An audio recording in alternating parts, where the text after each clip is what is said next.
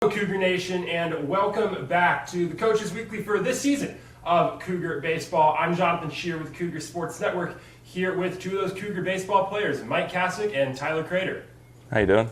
And thanks for coming on the show today, guys. And you guys are coming off of a 4-game road trip as your season winds down, a 4-0 road trip with a handy sweep over Illinois Tech on the south side and then a sweep over Wisconsin Lutheran this past Saturday, and that sets you guys where you are currently, second in the NAC, headed into the final few games. Most teams in the conference, 4 games left to go. For you guys, it's just 2. But before we go to looking ahead, we're going to look back a little bit on your recent play through your last 10 games.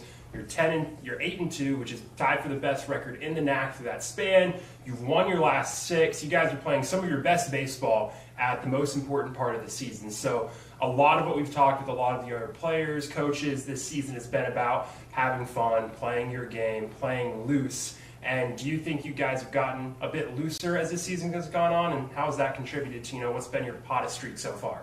Yeah, so we've definitely been a lot looser. Our goal each game is just to score more runs than the other guy. And we've been doing that pretty well, actually. Been doing a little bit of whooping lately on the other team, so it's been fun. Our goal is to strike first in the games and go from there, and we've done a pretty good job of doing that. So definitely makes the back 8 innings go a lot nicer. Lets us relax and play our game. I mean, you guys mentioned that offense and putting the whooping on the other team. Statistically in the NAC, you guys have one of, if not the best offense in the conference, leading in batting average, slugging percentage, majority of statistical categories, and then you look at the recent games, and it's even been better then. Tyler, you know a lot about that with that Illinois Tech sweep. You yourself, 3 home runs, just a very, very hot streak for you yourself, but the team as well through those last 4 games. So the offense is something that had a bit of a slow start to the year. So how did you guys are a big part of that offense? How did you start to figure out how to get that offense up to where it is now after a slow start? Well, as you know, it's also getting warmer outside, so we have 3 guys at the top of our lineup, Arizona guys, so we definitely do a lot better when the sun's shining. Don't do so hot when it's too cold outside, but yeah, once one of it gets rolling, we kind of just feed off each other. Our whole lineup does, and it's just fun to watch. I mean, that Illinois Tech game, 2 massive wins, both games ending before the full 9 went through. So when you look at those games, how do you play with that psychologically? I mean, you're up big for the majority of the game, you're piling on runs. How do you then go through those later innings as it's still a massive blowout gap, but you still have to finish out the game? You just look to keep scoring more runs. As it sounds simple, but you just want to bury them. That's what we go. That's our saying, is just keep trying to bury them, get out in there in 7, save the pitching staff for the next games, and go from there. And that's something that we actually haven't mentioned. You mentioned saving the pitching staff. The pitching has also been excellent on your team this year as well. I mean, your starters, led by Ryan Ranella this year, have been excellent on the mound. That's also played a big part in this hot streak for you guys. So looking forward with 1 series left, and you win those next 2 games, that clinches at minimum a 2 seed in the conference for you guys. How important do you think that pitching is going to be against CUW? CUW, they're a little bit like us offensively. They like to bang, so I think our pitching staff's going to do pretty well shutting them down, and then we're going to do our thing as an offense and score a lot of runs and win. And, I mean, CUW, another one of those middle conferences. This is a very tight NAC. Obviously, you guys holding that 2nd seed in the conference. It's out of your power to take first. There are circumstances that you guys could win the regular season in the conference, even though it is out of your control. You could also theoretically drop way down. A lot of teams can move way up. It's a very tight conference this season, but you guys are playing your best baseball at the best time of year. You look back at this whole season as a whole, where have you been having the most fun throughout this year? I'd say the most fun is actually probably off the field. We have a lot of fun off the field. Just, I don't know, we have more of a family kind of community here, and we've just been having a blast. So when we get to the baseball field, there's no pressure on us. We just show up and just like to have some fun. So it's just, pretty much. I'd definitely say the last couple of weeks. We know it's coming to an end here shortly as being a senior, so just trying to live in the moment, take each day one at a time, and just go from there. Yeah, and I mean, as seniors, your last home game's coming up this Friday against Concordia, Wisconsin. So, as you do head into those final 2 games, what's your mindset? What do you kind of really look back on as the highlights of your time here at Concordia, and what do you want to remember the most? I'd say I just want to remember just playing with the guys, just having fun and winning. I mean, we like winning, so favorite quote for me, first or last. So just got to keep winning and having some fun and take it into this Friday and kick CUW's butt too. Just remember all the good times we had in that field. 4 years, many days out there, some early mornings out there. So just take it in one last time. Yeah. Even then, after this last time, you guys have already clinched a return to the conference playoffs after missing those playoffs last year. So after this Friday, next up is a trip up to MSOE, up to Wisconsin for the CUC playoffs. So as you guys prepare for that playoff, I mean, the mantra for you guys has been 1 game at a time, and that's how you really approach any win streak. But it's not, you can't help but look ahead a bit, knowing that that's what's coming up. How do you start preparing for that now? You do have a non-con tune-up game tomorrow against U Chicago. Then you have that CUW game. How do you look to prepare for that tournament while balancing out a strong finish of the season? I think just keeping the confidence as a pitching staff and as a lineup with those last 3 games. I think if we stay as confident as possible, we can achieve anything in that tournament. Yeah, I'd say so too. Confidence is huge. Face a pretty good pitching staff tomorrow, so it'll help us get ready to go for Friday and just carry it all the way to the tournament and just keep going from there to go as far as we can. Absolutely. And like we mentioned, Concordia Baseball in action tomorrow in one last non-conference tune-up game against U Chicago before closing out the regular season right here in River Forest this Friday against Concordia, Wisconsin. You'll be able to catch that action right here on the Cougar Sports Network, as well as get caught up on any action you miss at cucougars.com to prep up for the NAC Conference Tournament coming up in a short bit for the Cougar Baseball. Mike, Tyler, thank you for joining us on the Coaches Weekly this week. Thanks for having us. Thank you. And thank you for tuning in this week as well. And make sure to tune in to more Cougar Baseball as this season continues on here on the Cougar Sports Network. Roll Cougs.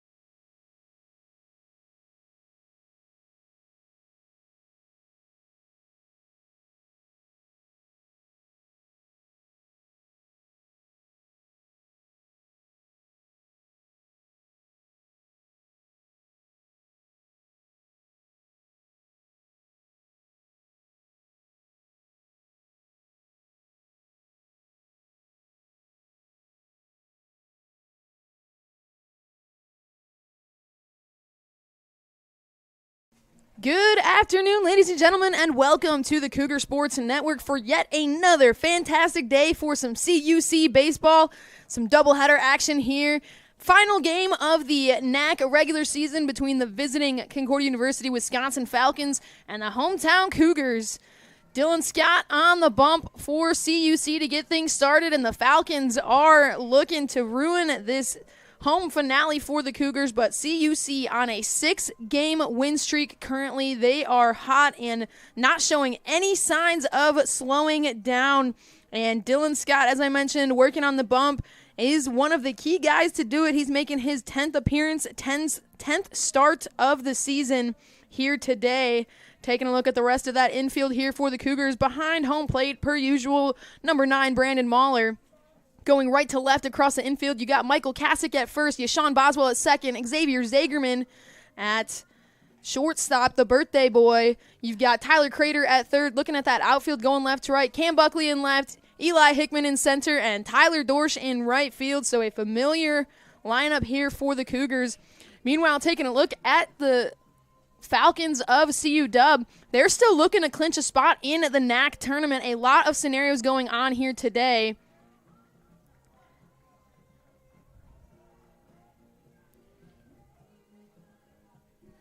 And leading things off here for the Falcons is going to be number 1, Alex Ames. Settle in, get ready, get excited because it's time to play ball. One spot remains in the NAC Conference Tournament. CUW currently sitting just outside of those that have already clinched, so in a really favorable spot, but really just looking to kind of seal the deal here today. And as I mentioned, Alex Ames at the plate, leading things off. First pitch delivered by Dylan Scott. That's going to be fouled off. And officially underway here in River Forest at 12:03 p.m. And now the 0-1 count here for Ames. After fouling that one off, taking a look, Alex Ames here for the Falcons. He's batting .339 on the season. He's got 23 RBIs and 41 total hits. Scott delivers this one, misses low and away for ball number 1. Cougars already secured their spot in the NAC tournament. They did so a few games ago in the sweep over the Wisconsin Lutheran Warriors last Saturday, and currently the Cougars are sitting second in the NAC. No official tournament seeding has been locked in. There's still a lot of variables that can happen today in this final stretch of NAC play, but CUC sitting 1 game below MSOE for that number 1 spot, but Dylan Scott catches that low outside corner, makes this a 2-2 count for Ames.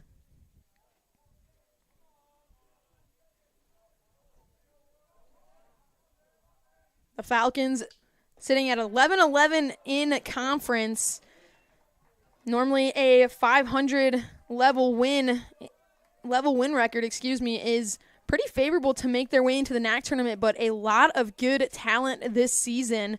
NAC tournament expanding to 8 teams this year versus the six teams that we've seen previously. So first round will be a single elimination and then a double elimination moving forward. But a lot of good teams. Those that have already clinched the NAC tournament: MSOE, Concordia, Chicago, Aurora, Rockford, Benedictine, Edgewood, and Marion. And as I mentioned, CUW sitting just outside of those that have already clinched, so they're really hoping to pull away with 2 wins here today. As Scott delivers this one, it's popped up, it's high and going foul. Mahler and Kasich tracking it, but it's going to fall right behind the CUC dugout. Long at bat here for Ames. Keeping the action exciting, nice and early here.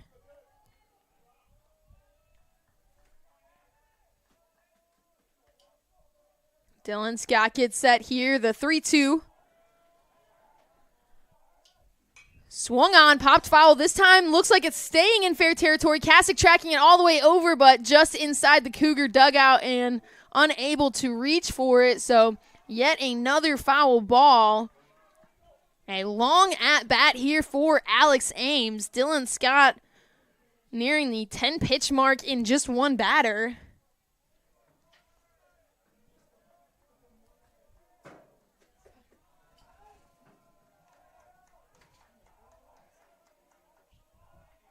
Scott delivers this one. That's going to be put into play. It's high and shallow into left field, but coming up and underneath it is Cam Buckley for out number 1. Scott finally able to get Ames out. Cam Buckley coming in, losing his hat in the process.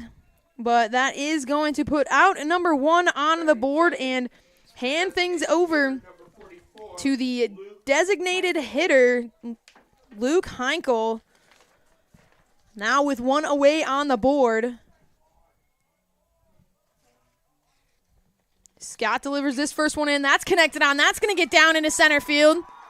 Heinkel wasting absolutely no time. He looks to take 2. Almost did, but Hickman out in center field able to rope that one in pretty quickly. But after a long at-bat for Ames, Heinkel wasted no time swinging at the first pitch he sees, and Falcons have a runner on base here with only 1 away. The first baseman, number 35, Graham Caston. Graham Caston now at the plate for the Falcons. Left-handed hitter here. He lets that one go by for ball 1. Caston batting .354 on the season. 52 total hits and 45 RBIs.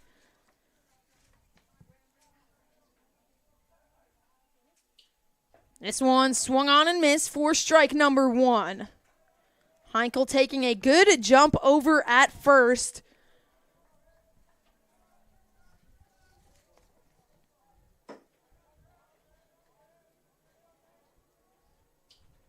This one catches that outside corner for strike number 2.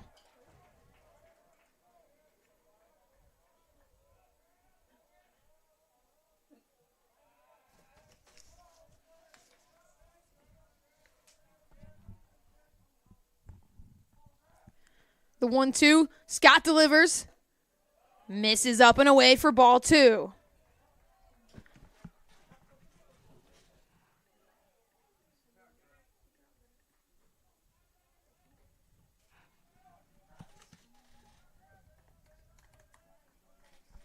Two count now for Scott. Heinkel's going to go. Mahler the throw. Up a little bit too high. Zagerman able to rope it in, but can't quite corral the tag in time. So Heinkel's going to get a stolen base here, and it's going to bring this to a full count for Caston.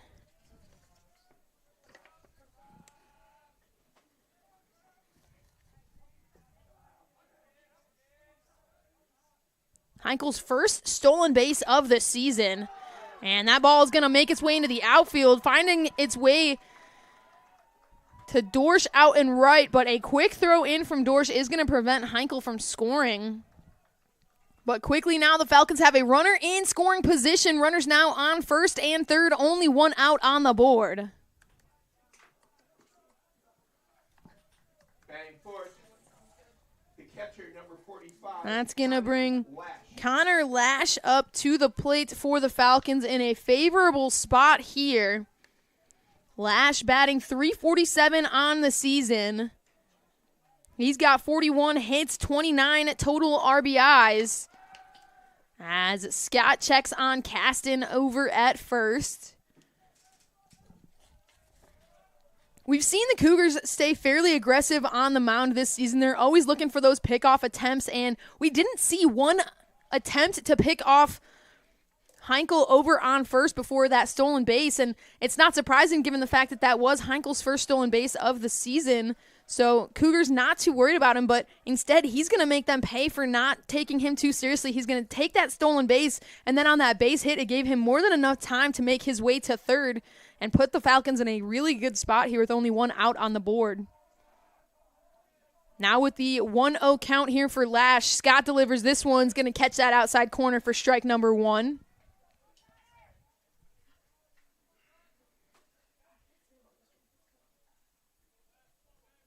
One and one count, 1 out.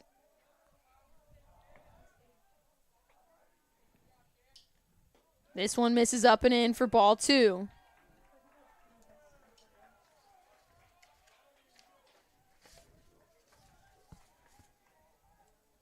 Scott on the season, he's got a 4.21 ERA, as I mentioned earlier, making his 10th appearance here. He's got 47 total innings pitched, 25 strikeouts. He's held his opponents to a 296 batting average as Lash fouls that one off along the first base line.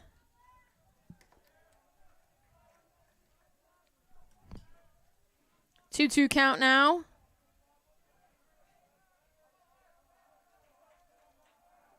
Scott delivers this one. Misses low for ball 3.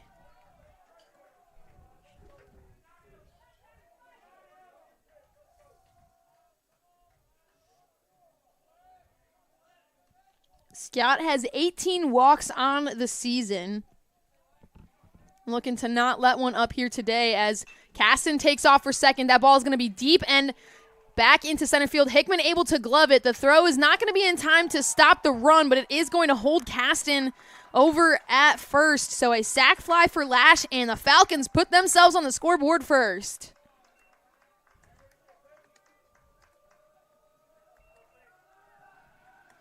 So 2 outs now on the board, and that is going to bring Batting fifth, the right fielder, number 6. Brendan Cleveland up to the plate for the Falcons.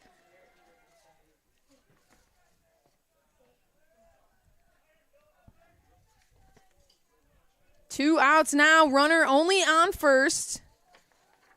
Scott delivers this one well inside for ball 1.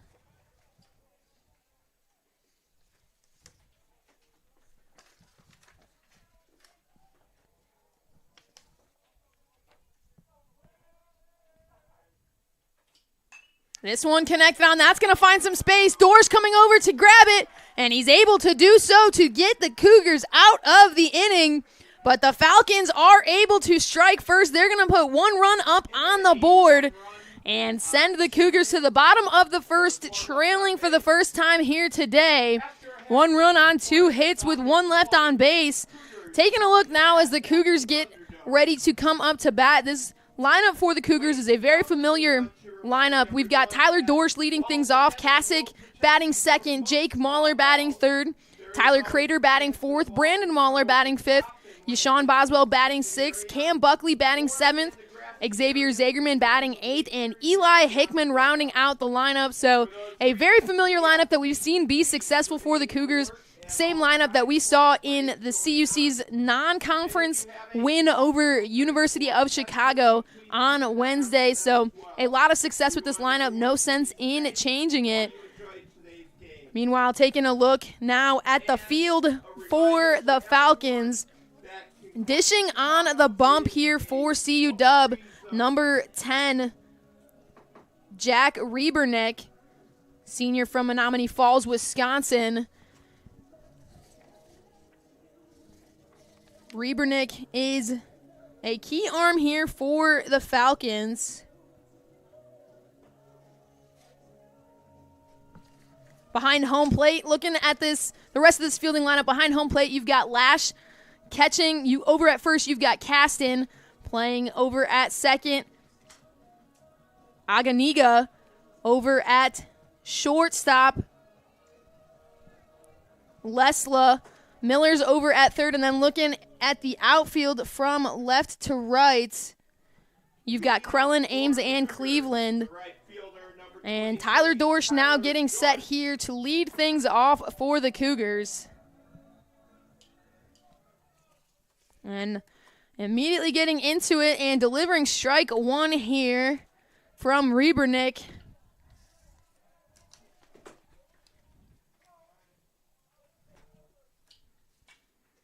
Dorsch swings at this one. That's going to be popped up into shallow right field. Coming up and underneath it is Cleveland for out number 1. That's going to be a quick out for the Cougars. Michael Kasich now at the plate. Batting second, the first baseman, number 10, Michael Kasich.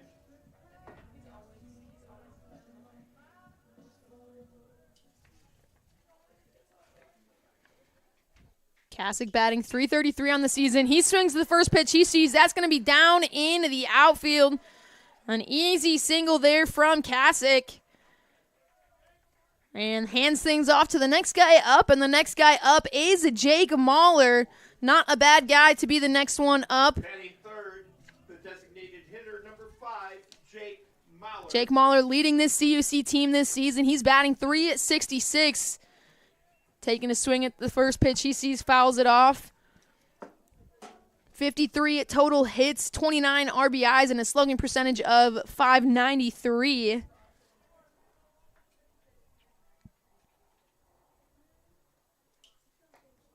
This one misses low and away for ball 1.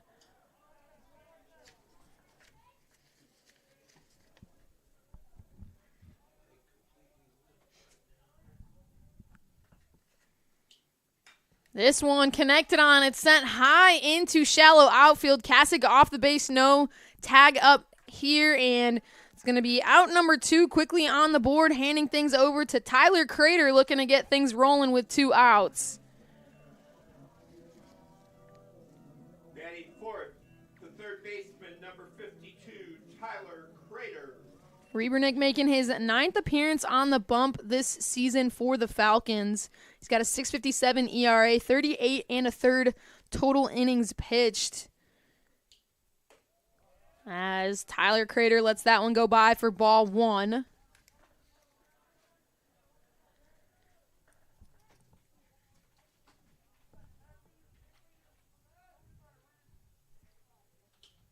This one's going to be connected on. It's going to be a chopper over and quickly getting the out at second, and the Cougars not able to get anything rolling in their half of the inning. They're going to head back to the field, trailing 1-0. We're going to take a quick one right here on the Cougar Sports Network.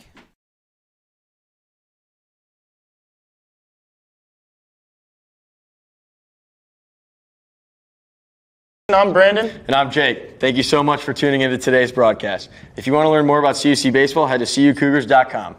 We hope to see you at our next game. Go Cougars. Go.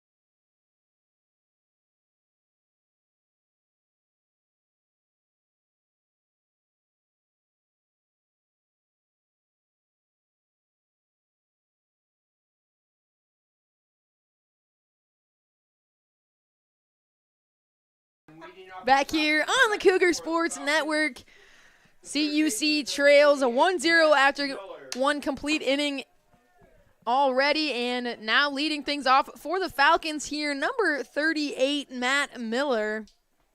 Miller lets this one go by, but catches that inside corner, for strike number 1.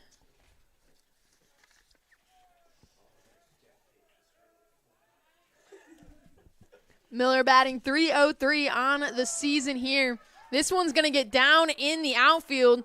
Dorsch able to track it, but unable to prevent that base runner from making his way on. So the Falcons, one runner on base already.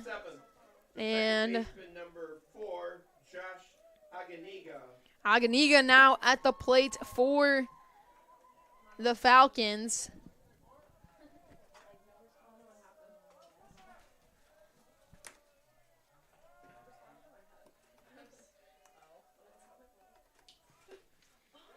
This one catches in there for strike number 1.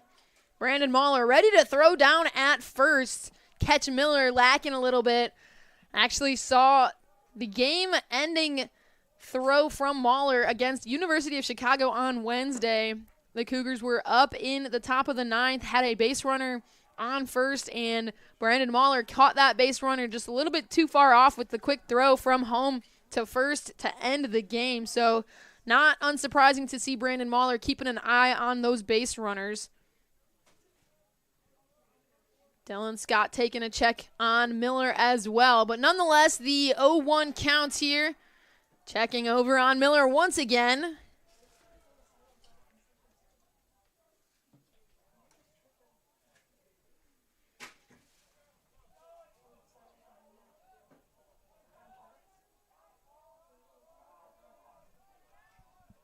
Oh, 0-1 count delivered. Miller's going to take off, but that ball's going to be high. It's trouble. That's down in right center, going all the way to the wall. Miller's going to round. He's heading home. No throw intended. Miller scores, makes this a 2-0 ball game. And head coach of the Cougars, Colin Connor, coming out right away to have a discussion. Aganigo with a stand-up double. That ball had some pop to it.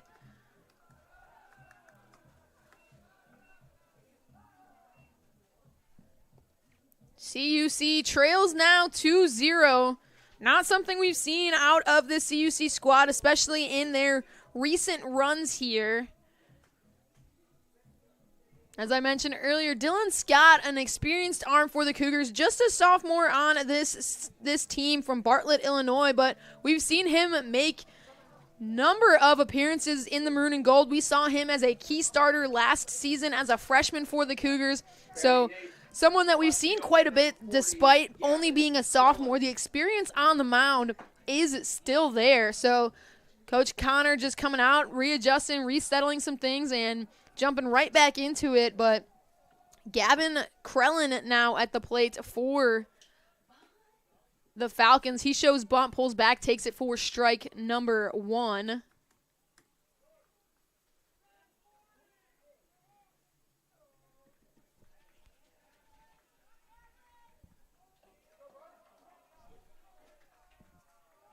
A 0-1 count here for Krellin. He's going to swing through that one for strike number 2. Looked like he tried to check his swing, but a bit too late.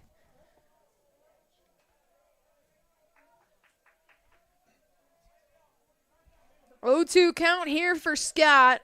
No outs on the board. This one's going to be put into play. Tyler Crater making a diving grab. Oh, my goodness, Tyler Crater. What a fantastic grab. Looks like he even slipped in the dirt a little bit. Still was able to rope it in and get up and make the throw. A great showing there from the senior in his last 2 games here in River Forest. The shortstop, number 13, Colin Leslaw.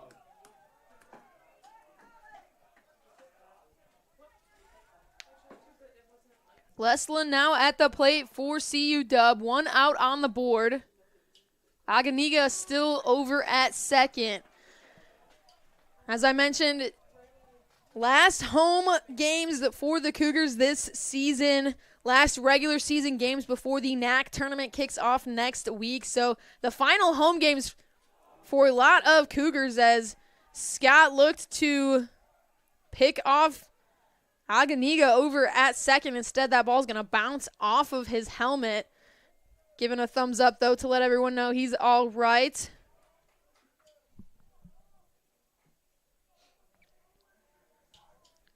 CUC celebrated senior night a few weeks ago, honoring 10 seniors. And now these seniors reaching their final home games here at the Thunderdome. But Lesla swings through that one, makes it an 0-2 count in favor of Scott.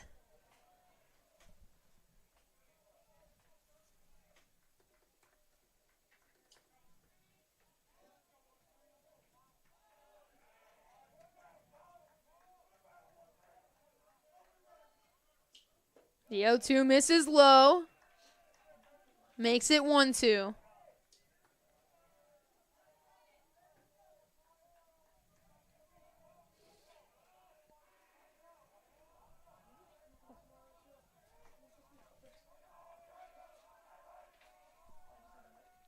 Scott checking once again.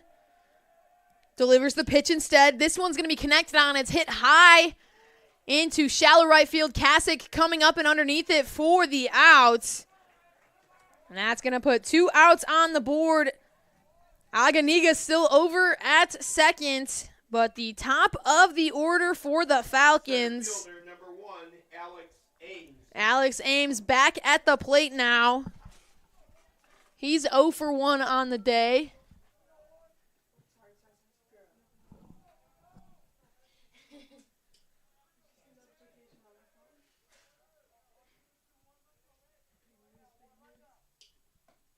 This one misses for ball 1.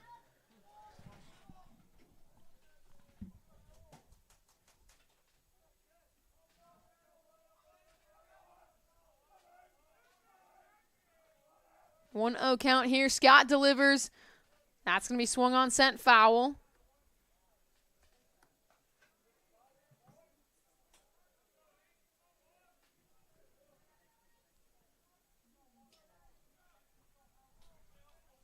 One count, 2 outs, runner on second. Scott delivers this one. That's going to be connected on. It's going to drop in left field. The throw home is not going to be in time. The ball popping out of Brandon Mahler's glove. The throw from Buckley in left field. The throw was a little bit off. I don't think that if Mahler even had the throw was going to be able to tag Aganiga out.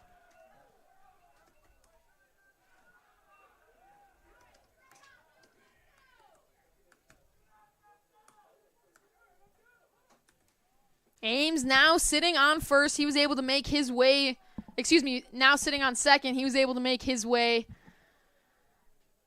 Coach Connor coming out and having a chat once again, this time having a discussion with the umpires before making his way out to the mound. Just an unfortunate situation. Looks like Brandon Mahler is in a bit of pain.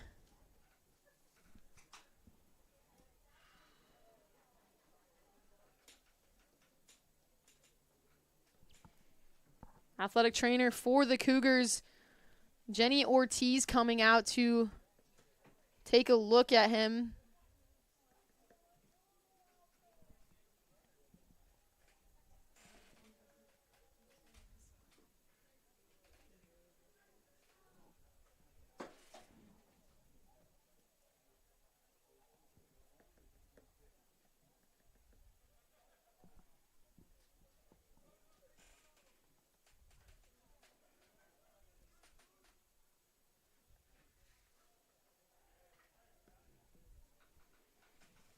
Everybody seeming to be all right here. Mahler still looking a bit uncomfortable, but making his way back behind home plate. Designated hitter number 44, Luke Heinkel.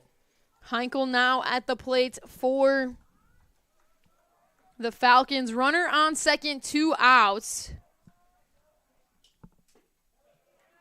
This one catches in there for strike 1.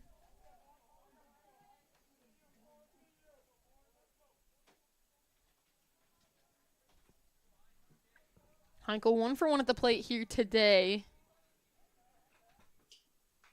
He swings at this one, fouls it off straight back, makes this an 0-2 count.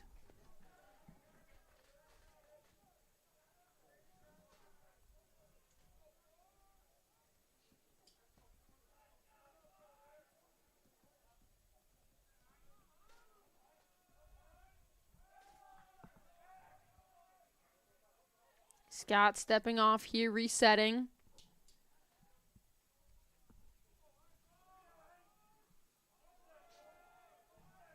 Oh, 2 count, 2 outs, runner on second. This ball is going to be popped up high along the third base line. Crater coming up and underneath it, and he's able to secure it for out number 3.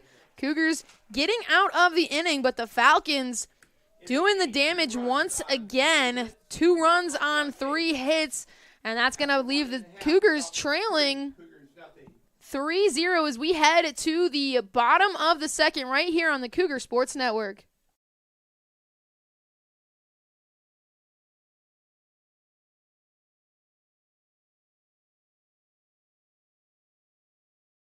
I'm Brandon. And I'm Jake. Thank you so much for tuning into today's broadcast. If you want to learn more about CUC Baseball, head to CUCougars.com. We hope to see you at our next game. Go Cougars. Go.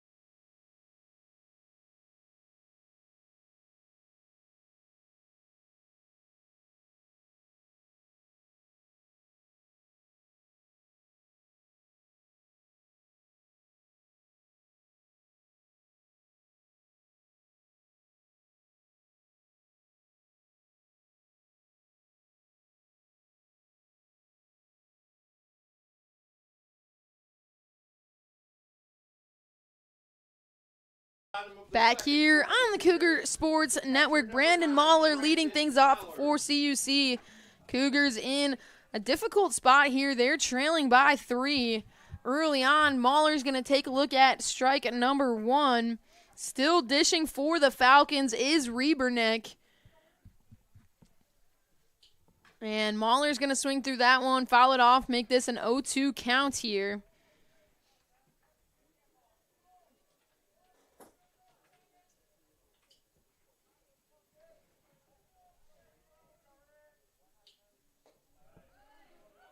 Cougars on a little bit of a hot streak right now. 6-game win streak, currently ranked number 3 in the nation in doubles. They're ranked number 1 in the nation in doubles per game. So the Cougars have been swinging fairly well, especially on the back half of this season. So seeing them struggling a little bit early on is some unfamiliar territory for this team. But Brandon Mahler, he's going to take this one, and that's going to fall just foul along the right field line. It looked like it was close. Tracking it over was Cleveland, but a couple inches too far to the right. And that's going to allow Mahler to keep his at-bat alive here. The 2-2 count now.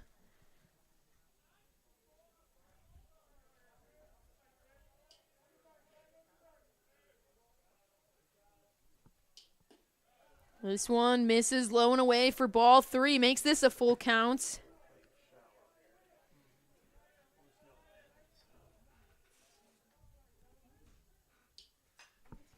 Mahler connects on this one. That's going into right field. Cleveland backing up. He's able to glove it for out number 1. That's going to hand things over to Yashawn Boswell, the second baseman for the Cougars. Boswell, he's hitting .323 on the year. 43 total hits, 26 RBIs. He's slugging .406 on the season. Come up fairly clutch in a lot of moments for the Cougars this season.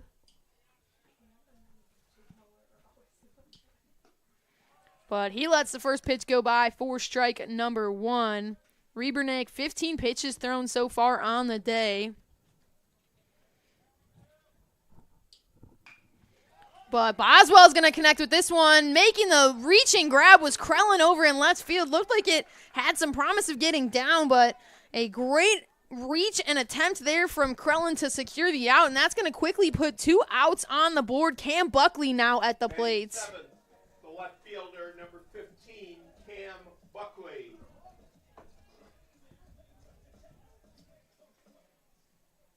Cougars struggling a little bit here to find some momentum. Buckley lets that one go by for ball number 1. This one right down the zone for strike 1.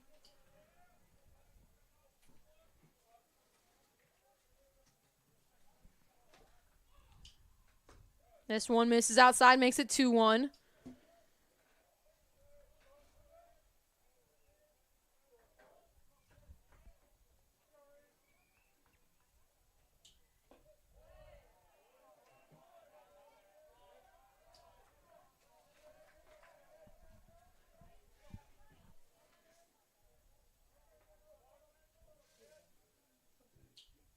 This one connected on. That's going to get down into the outfield. Cam Buckley getting on base here.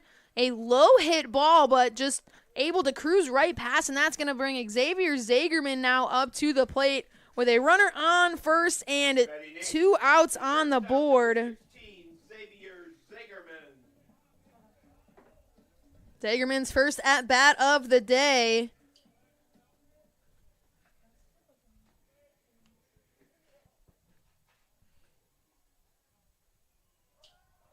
This one connected on. That's hit deep into left center. That's going to be some trouble, but that ball is going all the way to the fence. Buckley is rounding. He's rounding third. He's heading home with ease. Zagerman loses his helmet. He's standing up at 2, and Cam Buckley crossing home plate. A RBI double for Xavier Zagerman. Happy birthday, kid. Cougars are officially on the board.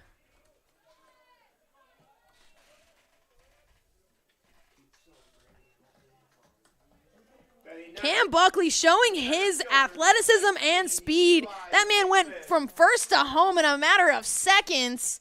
Able to quickly put the Cougars right back into this game. CUC now trails 3-1. And Eli Hickman at the plates. He lets this one go by for strike number 1.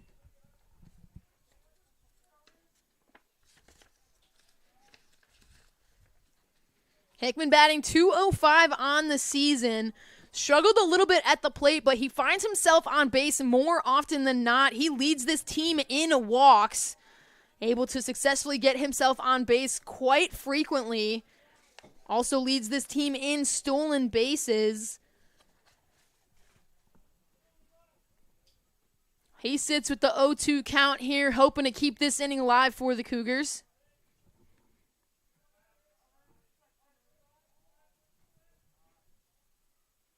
Rebernick checking on Zagerman. Delivers the pitch instead. That's going to be connected on, sent deep into the outfield. Tracking it is Ames for out number 3.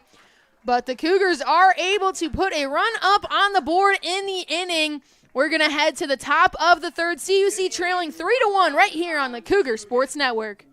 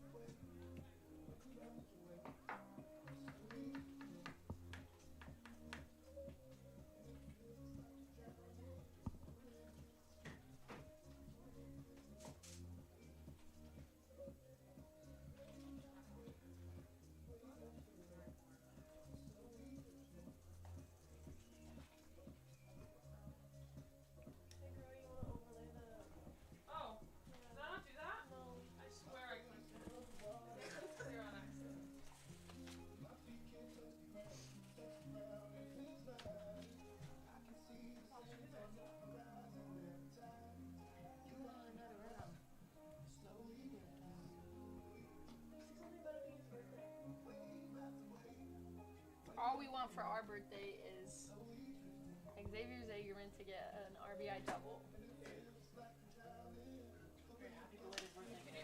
Oh, thank you. I forgot what I said. All we want for our birthday Yeah, is thank you. Zagerman to hit an RBI. Whoa, everybody say it at the same time. Dude, something is so wrong. Everything is wrong today, and I don't know how to explain it. The number 3 batter leads off the top of the third for the Falcons. Can you let me back First baseman number 30, Caston. back here on the Cougar Sports Network? Kayla McLeod, Dylan Scott still dishing on the mound for the Cougars.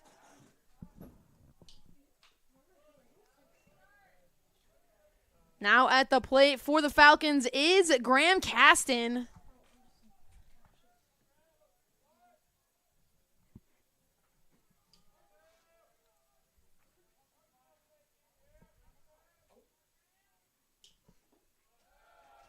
As this ball misses low, makes this a 1-1 count.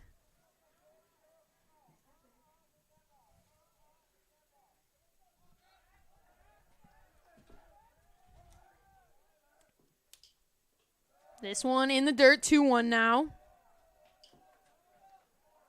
Caston 1 for 1 on the day.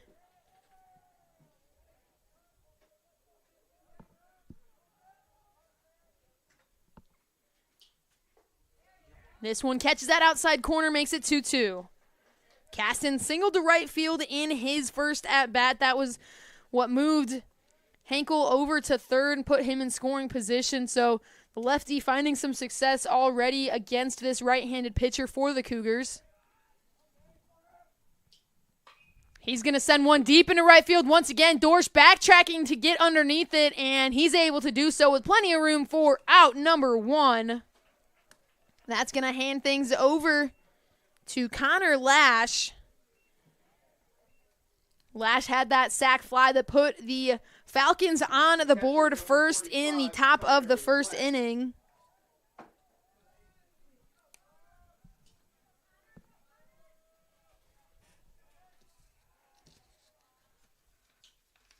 As this first pitch delivered in there for strike number 1. Lash batting .347 on the season. 41 total hits, 29 RBIs.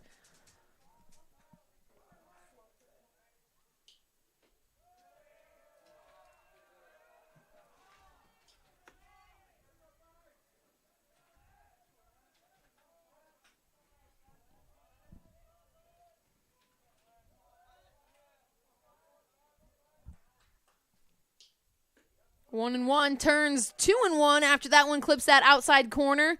Dylan Scott starting to find his footing here. Struggled a little bit through the first 2 innings of work. He's already sitting at 46 pitches in just 2 1/3 innings. But starting to find his groove as that ball is going to be chopped over. Crater able to glove it. The throw not in time, but does not matter as they are going to call that foul. Crater running into the Falcons dugout in the process.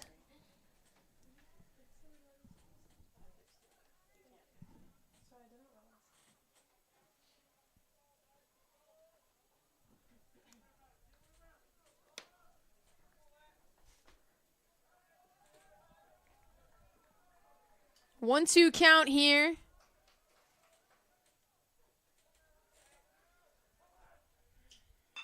This ball's going to be put into play. A slow roll, or a hard chopper, over to Zagerman. Loses it, and then that ball had some heat and aggression to it.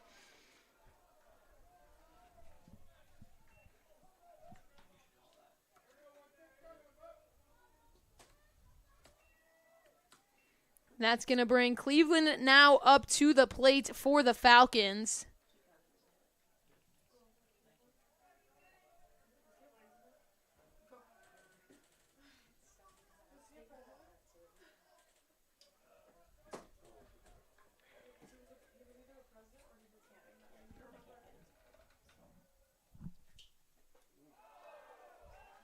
This one well inside, backing Cleveland up off the plate.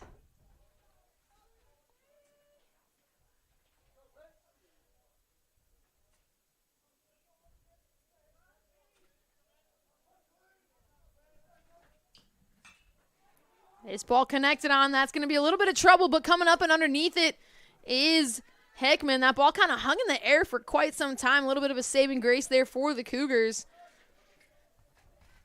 Hickman and Dorsch still chit-chatting out in the outfield, but 2 outs on the board now. Miller at the plate with 1 runner on. Third baseman number 38, Matt Miller.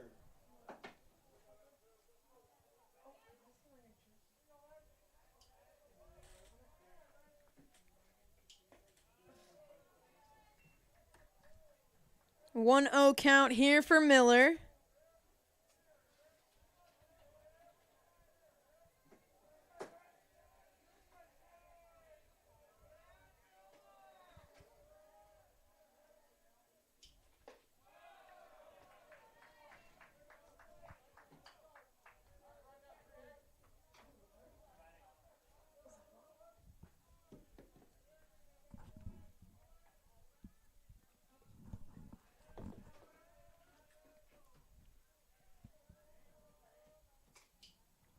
This one misses well upstairs. A quick 3-0 count here in favor of Miller.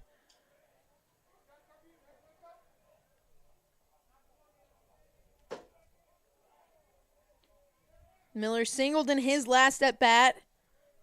Ultimately able to cross home plate and score off of the Aganiga double.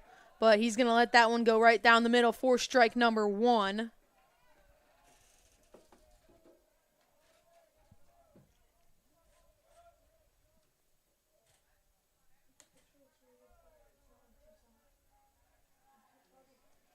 Three-one count here. Scott gets set. He delivers. Strike number 2. Fills this count up.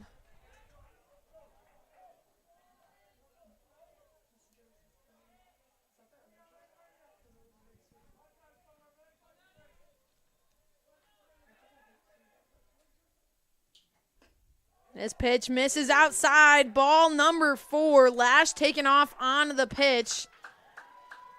Instead, that's going to bring some new life for the Falcons. Runners now on first and second.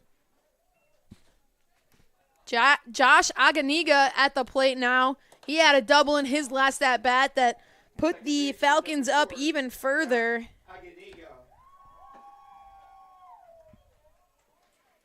Falcons still operating with 2 outs here. Scott delivers this one, misses low and away for ball 1.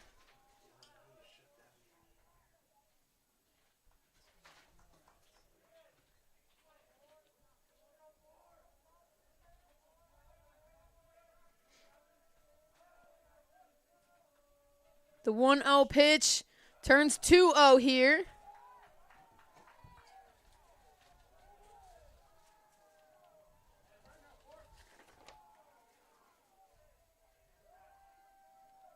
Aganiga batting .306 on the season. That one catches right down the middle for strike number 1.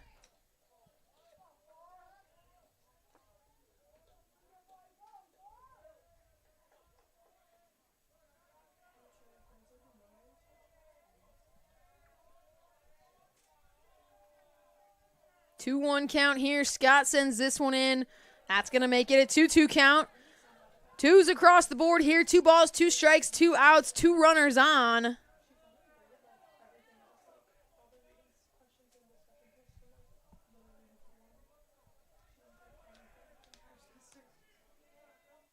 Scott trying to minimize the damage here. Delivers this one in there for strike number 3. Dylan Scott gets the Cougars out of the inning. A much-needed 0 on the scoreboard in the inning for the Falcons. CUC heads to their half of the inning, trailing 3-1. We'll be right back on the Cougar Sports Network.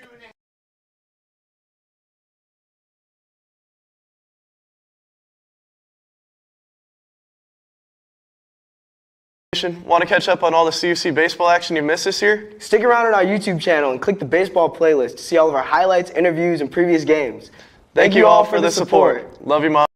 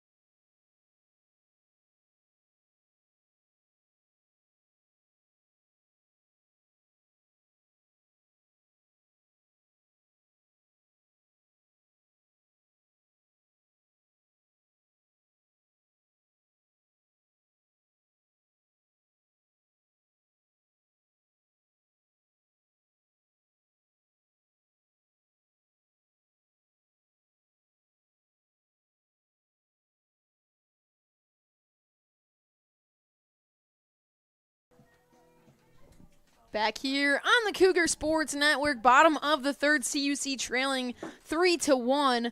Tyler Dorsch at the plate for the Cougars, top of the order, and he's going to take strike number 1. Rebernick still dishing on the bump for the Falcons. 26 total pitches thrown so far today. Make that 28 with these first two thrown here to Dorsch.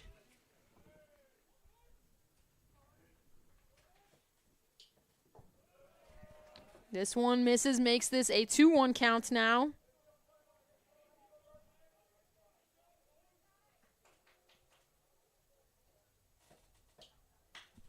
Dorsch is going to connect on that one. It's going to sneak past the third baseman. It's going to make its way all the way to the outfield. Dorsch rounding first. He's heading to second. The slide is in time. No play there. Tyler Dorsch, a sliding double, gets things rolling for the Cougars and hands things over to Michael Kasick.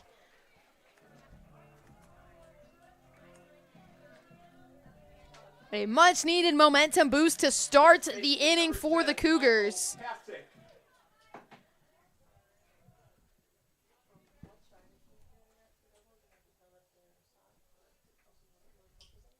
Kasick swings at the first pitch he sees, sends it foul along the first base line, out of play.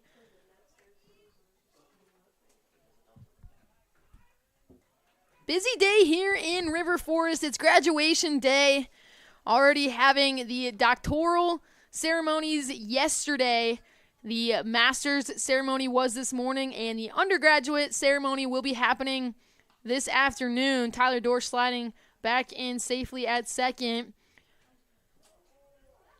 For the athletes here today that unfortunately will be missing their traditional graduation ceremony, they were able to receive their degrees yesterday during the doctoral ceremony, so Michael Kasick at the plate, one of those Cougars that was able to attend the doctoral celebration, receive his degree. Unfortunately missing the generic ceremony. Now sitting with the 0-2 count after fouling that last one off.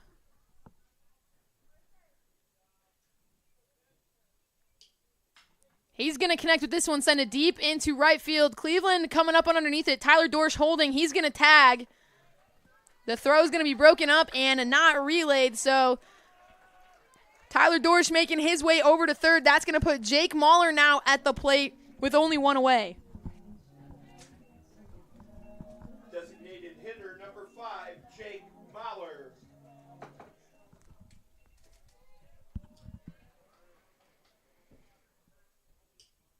Mahler lets this one go by, takes it for strike number 1. Mahler leading this team this season, batting .366. Seen him make limited appearances in the field, been primarily the DH for the Cougars this year, and it's been working really well as he's been proving why he should be focusing his time and energy on hitting.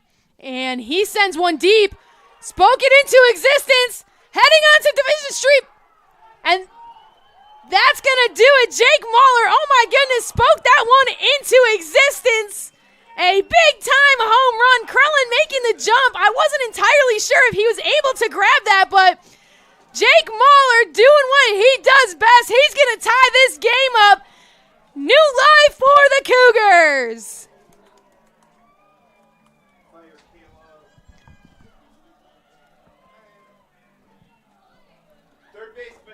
A big-time two-run homer for Jake Mahler. Levels this game at 3 apiece. Only one out on the board. Lots of time.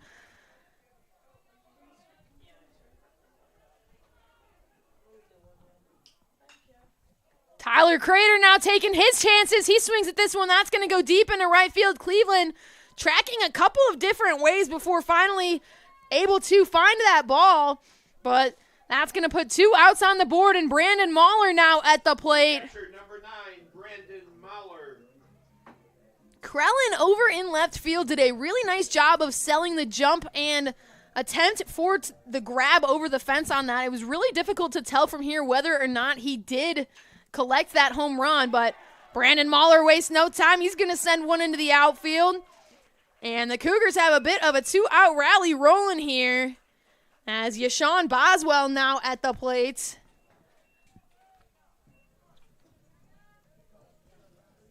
Boswell's batting .323 on the season. He's got 43 total hits, 26 RBIs. Yashawn 12. Cougars been struggling a bit this season with leaving runners stranded on base. So Boswell, the guy that you want at the plate, he's one of the top guys collecting RBIs this season, looking to not leave Brandon Mahler stranded over on first. He's going to connect with this one. Slow roller over into the infield. Miller able to glove it, and the throw is in time. So that's going to do it for the inning, but CUC doing what they do best and bringing some new life to the Thunderdome. A 2-run homer from Jake Mahler levels this score at 3 apiece. We head to the top of the 4th with a brand new ball game right here on the Cougar Sports Network.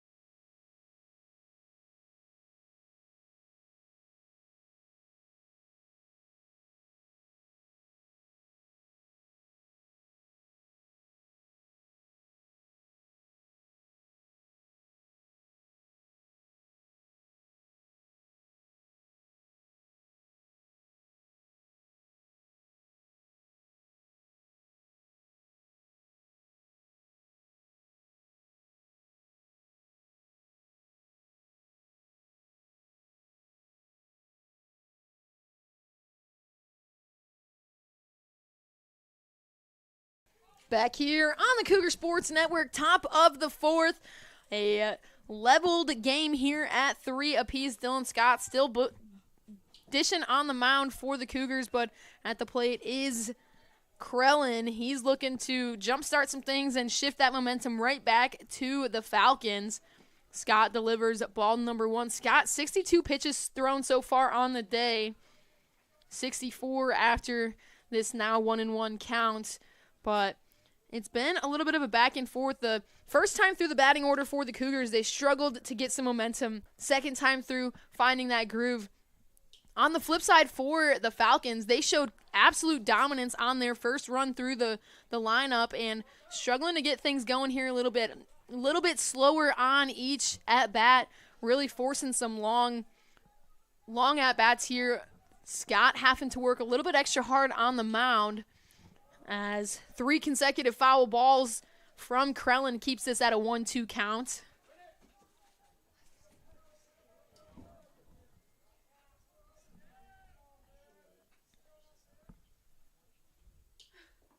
This ball in the dirt, kept in front by Brandon Mahler, makes this a level 2-2 count.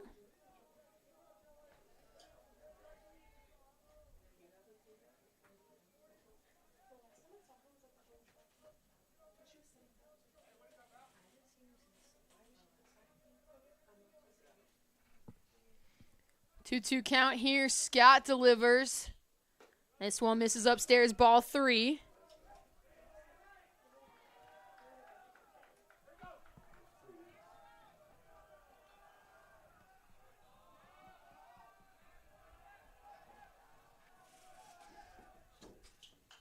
This one fouled off.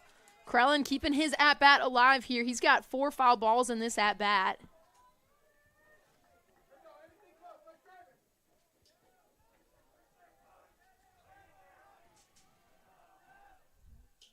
This one, it's going to be sent foul. A really close ball. Crater making the dive. A fortunate call for the Cougars as that ball made its way all the way into the left corner. It would have taken quite some time for Buckley to get there from left field. So an unfortunate situation for the Falcons, but the Cougars saved by the foul line. Still sitting with the 3-2 count. This one misses for ball 4. Another walk here for Dylan Scott. And that's going to bring Lesla up to the plate.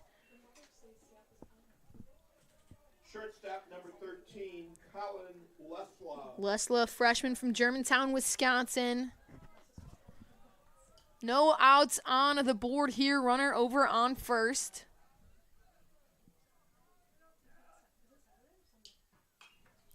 Lesla swings at the first pitch. He sees, fouls it off, out of play.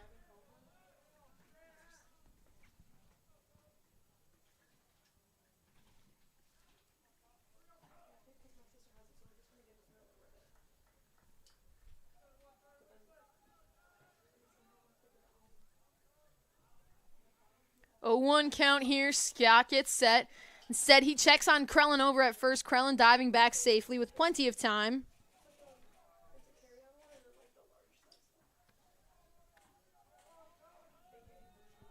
As I mentioned, graduation day here in River Forest, but it also means the end of the semester. Students getting ready to move off of campus for the year, but plenty of time left in the baseball and softball seasons, so some student athletes will be hanging around for a little bit longer. CUC Baseball will be making an appearance in the NAC tournament scheduled to begin on Wednesday. If the Cougars hold on to their number 2 seeding currently, they're in a good spot to have a bye on Wednesday and play their first games on Thursday.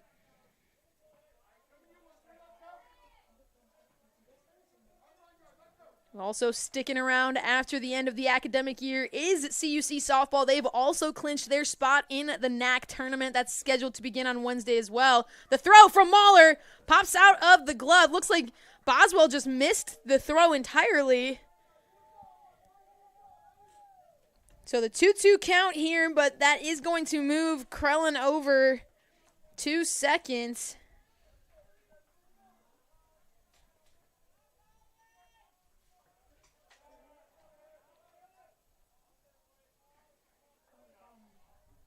CUC track in action today for the NAC Conference Championships, but Lesla is able to get that ball into the outfield. Dorsch able to collect it, the throw, making its way all the way home. That's going to prevent Krellin from scoring, but it is going to put runners on the corners.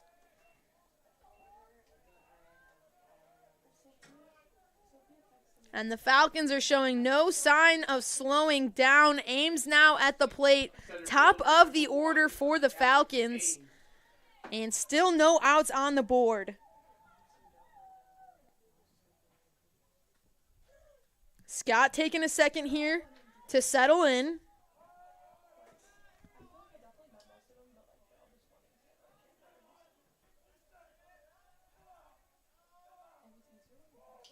Ames shows bunt. That's going to be a good bunt along the first base line. Scott checking on the runner over at third. Great defensive mindset there from Scott. Able to get the flip over to get Ames out. Lesla is going to be safe at second, but that is going to prevent the run from scoring. So great effort there from Dylan Scott. Designated hitter number 44, Luke. So 1 out now on the board. Hankel at the plate. 2 runners in scoring position. This ball's in the dirt. Brandon Mahler does a great job of keeping that ball in front of him. Bounces off of his chest protector a little bit, and it gave a little bit of space for Krellin. He jumped at the opportunity, but Mahler is still able to keep control of that ball and prevent that attempt from Krellin over at third. Now sitting with the 1-0 count here. Scott delivers this one once again in the dirt. Brandon Mahler keeping that ball in front of him and staring Krellin down in the process. But Brandon Mahler is going to take time here. He's going to go have a quick chat with Dylan Scott, try to settle things down. We are seeing a little bit of movement potentially down in the Cougar bullpen. On the flip side, the Falcons having some guys stretching out, but no real movement here. Brandon Mahler quickly settling things in and making his way back to his post.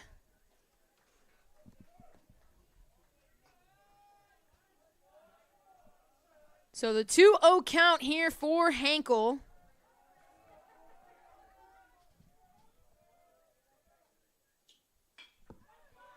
And that's going to be sent foul.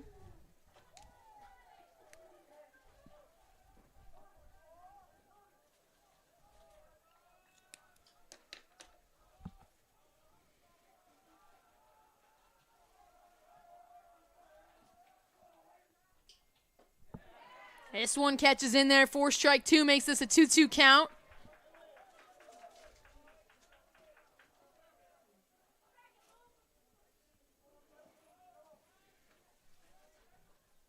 Heinkel 1 for 2 at the plate today. He had a single in his first at-bat, fouled out in his second at-bat, looking to get things going here.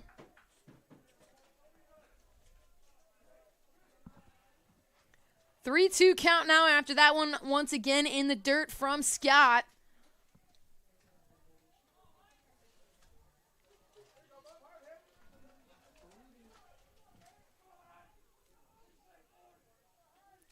Scott delivers this one inside ball 4.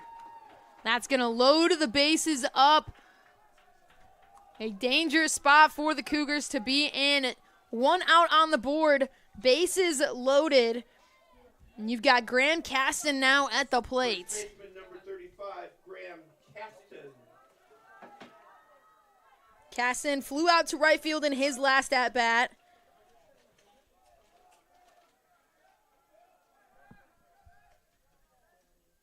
He singled to right field in his first at-bat, so seeing the CUC defense shift to the right a touch here.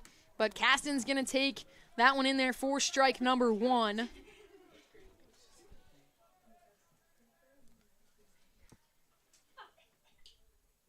This one missing in the dirt, makes it a 1-1 count.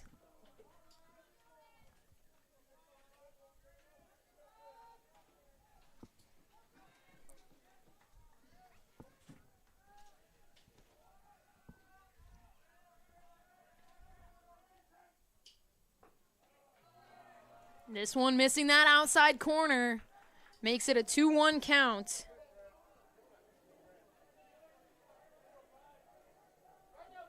Dylan Scott already with 3 walks here on the day, looking to avoid a 4th.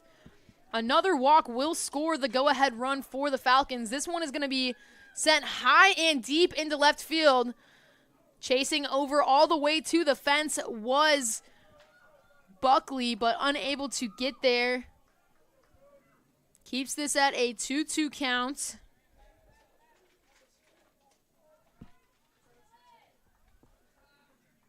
Falcons took the early lead here in River Forest. They were able to put a lone run up in the top of the first, leaving the Cougars chasing for the entirety of the game, but CUC able to put 2 runs up in the bottom of the third off of a 2-run homer from Jake Mahler that leveled this thing back up and made this a brand new ball game.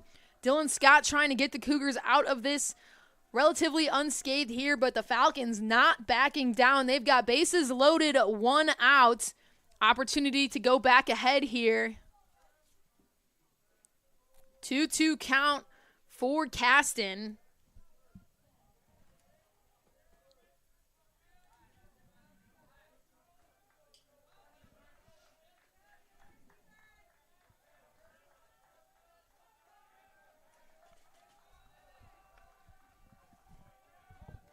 Scott getting his pitch call here. He delivers. That misses upstairs for ball number 3.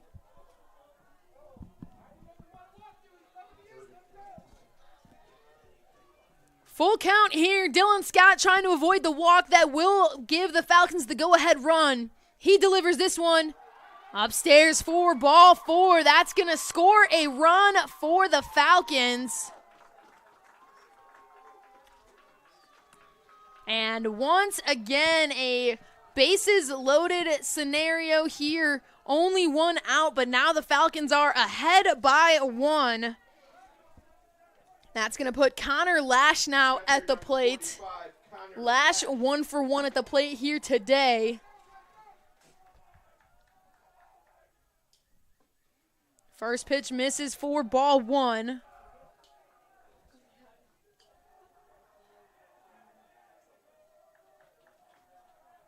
Lash had that hard hit ball right to Xavier Zagerman in his last at bat and was able to safely make his way to first on it.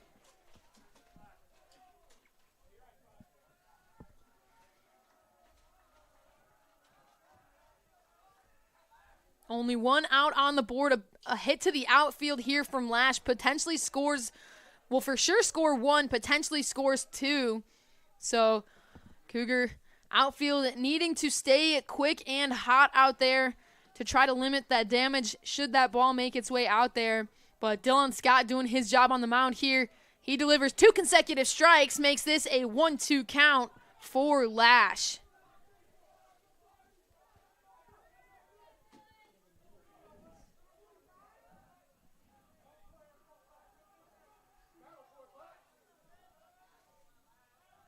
Pitch clock winding down. Scott delivers. That's going to be hit high into the infield.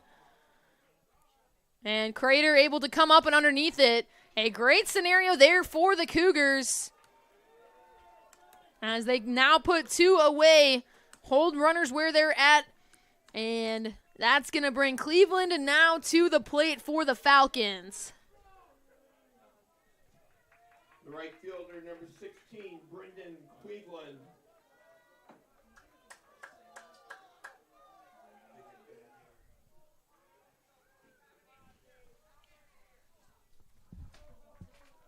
Cleveland 0 for 2 here in game number 1. Scott delivers this one. It's going to be fouled straight back. Quickly makes this an 0-1 count. Sun starting to shine here in River Forest. It's been a bit of an overcast and chilly day. Saw some sprinkles during the warm-ups of today, but it appears as the rain is going to hold off and sunshine starting to make the Thunderdome glow a little bit, as Cleveland now sits with the 1-1 count.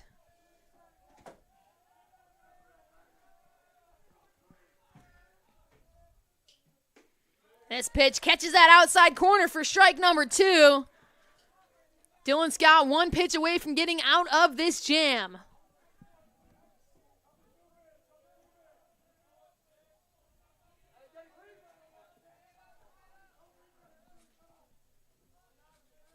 The 1-2 pitch from Scott. That's foul.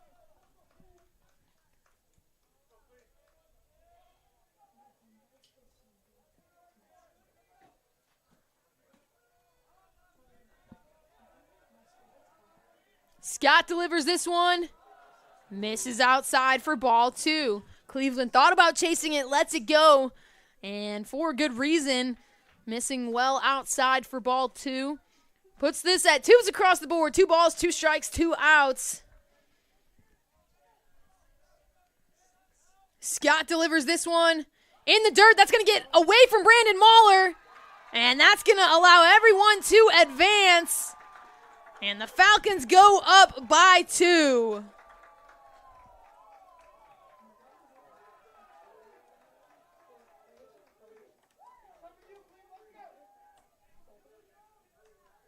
Three-two count here.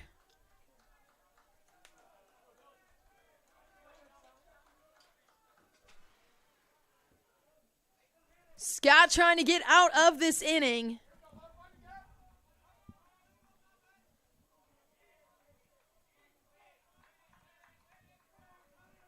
The 3-2 pitch. Misses for ball 4. That's going to reload the bases up here. And head coach Colin Connor coming out. He's pointing to the bullpen. We are going to see a pitching change coming in for the Cougars. Dylan Scott struggling to get out of this inning. So we're going to take a quick break. We'll get you everything you need to know about your incoming pitcher and that final stat line for Dylan Scott when we get back on the Cougar Sports Network.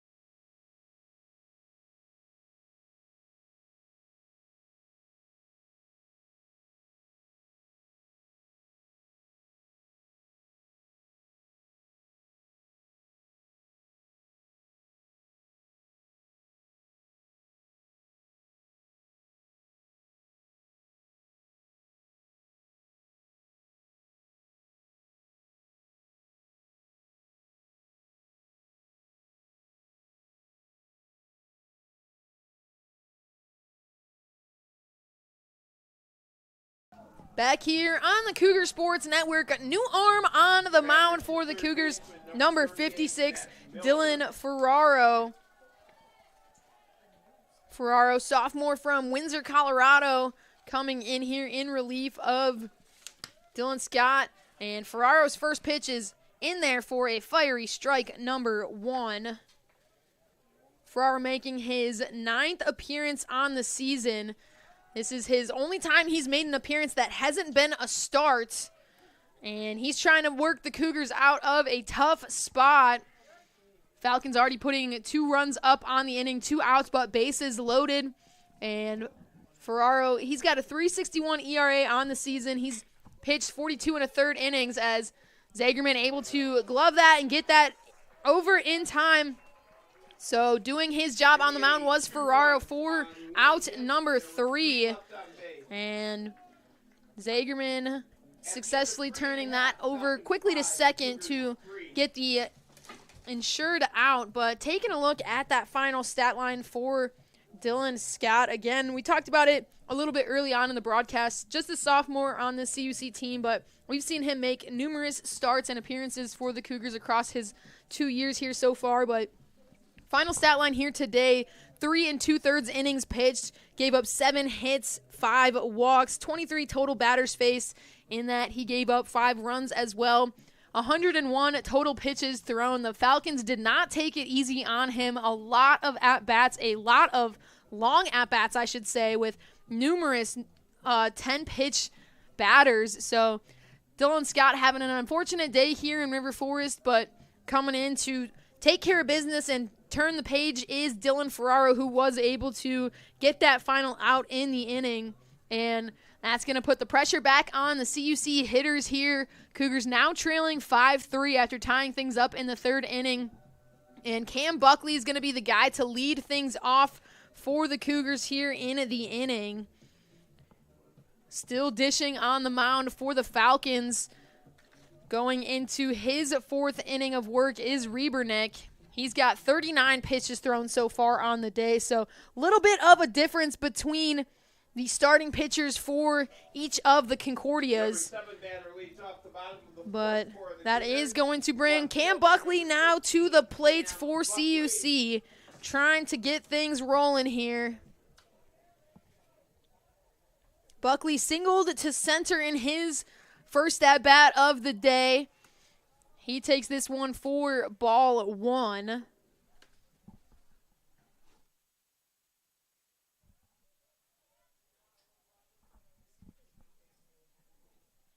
The 1-1 count now for Buckley. He connects on this one. That's going to be a high and shallow, and able to glove it is Lesla for out number 1. That's going to hand things over to Xavier Zagerman. Zagerman responsible for the last out that got out of the top half of the inning.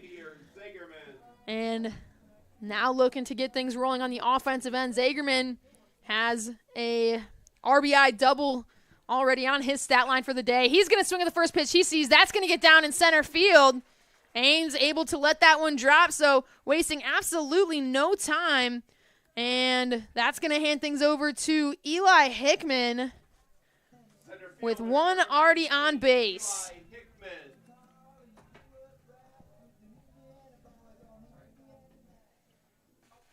Hickman 0 for 1 here on the day. He flew out to center field in his first at-bat. He shows bunt. That's going to get down, a long bunt along the first base line, but he's going to safely make his way on. Rebernick couldn't quite get that ball out of his glove. And the speed from Eli Hickman able to successfully get him on base. Right fielder number 23, Tyler Dorsch. Top of the order for the Cougars. Tyler Dorsch now at the plate. Dorsch 1 for 2 on the day. He lets that one go by for ball number 1.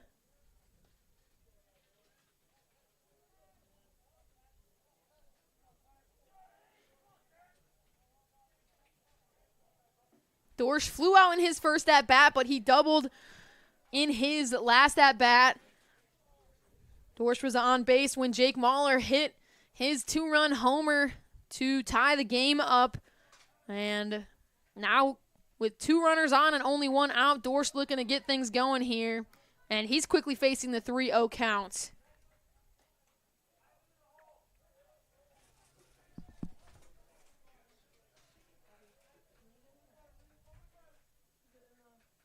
The 3-0 pitch misses upstairs, a 4-ball walk for Dorsch. And that's going to load the bases up for Michael Kasich. But we are going to see a mound visit here from the Falcons. First time we've seen bases loaded for the Cougars. I believe that is the first walk for Riebernick here. And the Cougars just looking to capitalize on things here.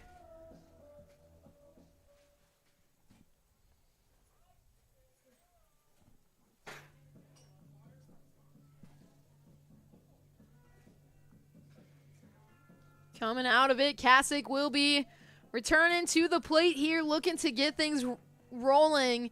Only 1 out on the board. The first baseman, number 10, Michael Kasich.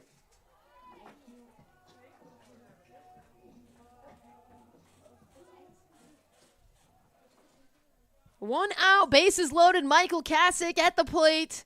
Riebernick's first pitch misses outside for ball 1.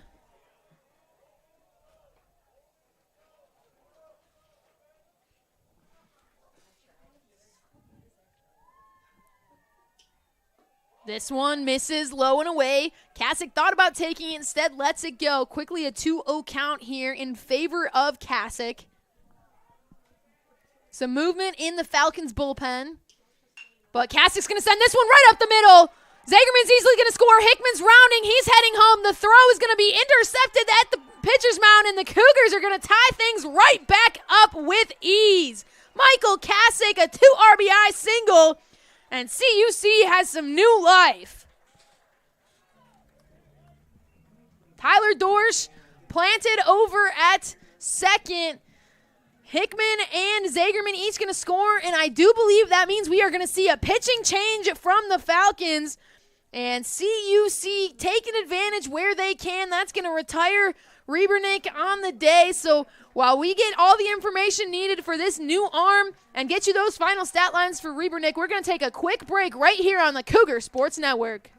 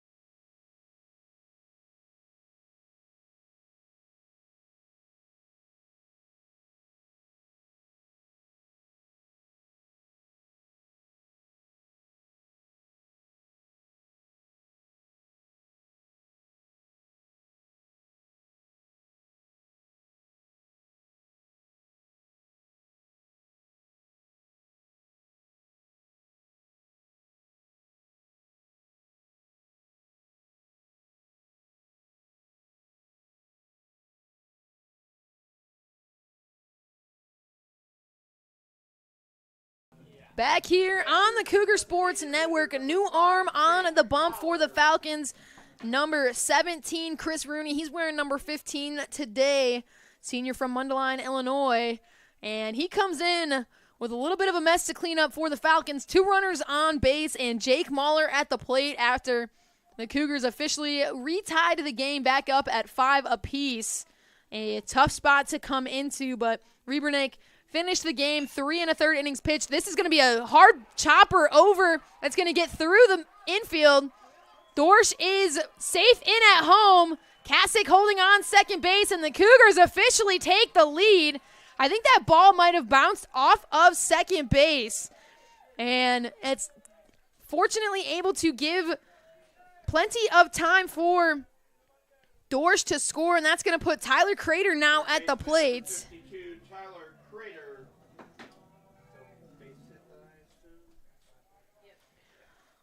Looking at that final stat line for Rebernick. 3 1/3 innings pitched, 9 hits, 6 runs allowed, 1 walk, 20 batters faced, and 51 total pitches thrown. And that's going to hand things over here to Chris Rooney, as he's already got the 0-2 count against Crater. Crater swinging through that one. Rooney coming in with a 6.75 ERA. He's making his 14th appearance here today.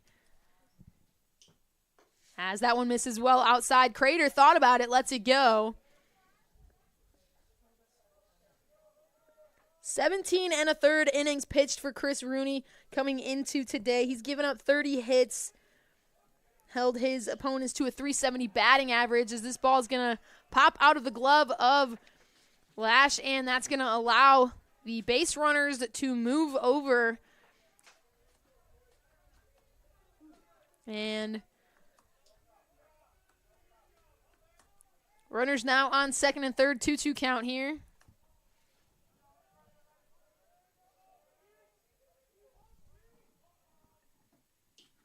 This one's going to be connected on. That's sent deep and high into right center. Ames tracking up and underneath it, but Kasich is going to tag. Mahler is going to tag. Everybody's going to be safe on the tag, so a sac fly from Tyler Crater, and the Cougs are extending their lead. And that's going to put Brandon Mahler now at the plate with 2 away. The catcher, number 9, Brandon Mahler.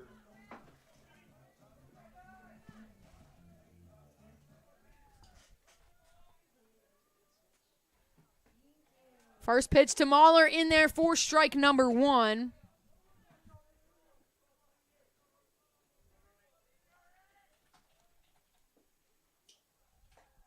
This one making its way in there for strike number 2. 2 quick strikes here for Mahler.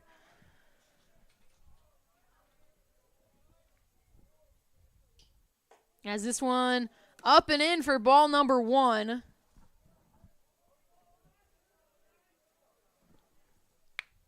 One runner on base for the Cougars. Jake Mahler over at third, as Brandon Mahler lets that one go by for ball 2. 2 balls, 2 strikes, 2 outs here in the bottom of the 4th. This one fouled off from Mahler, keeping his at-bat alive.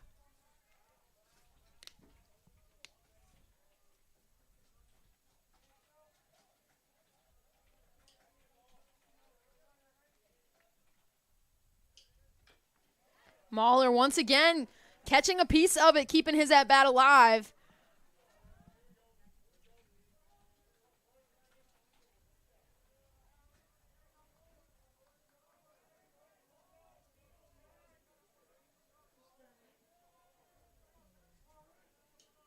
Brandon Mahler 1 for 2 here coming into this at-bat, as he swings through that one for strike number 3. And that's going to do it for the inning, but not without the Cougars having something to say about it. CUC putting up 4 runs on 4 hits here and able to take the lead for the first time today.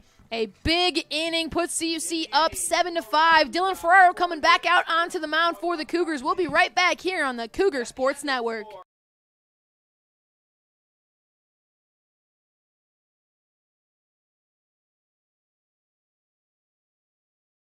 Fans, I'm Connor Manis. And I'm Connor Jacadis. Interested in learning more about our beautiful university? Head over to cuchicago.edu for all the information you need about this lovely school. Thank you so much for tuning into today's game. And as always, roll Cougs! Love you, Mom!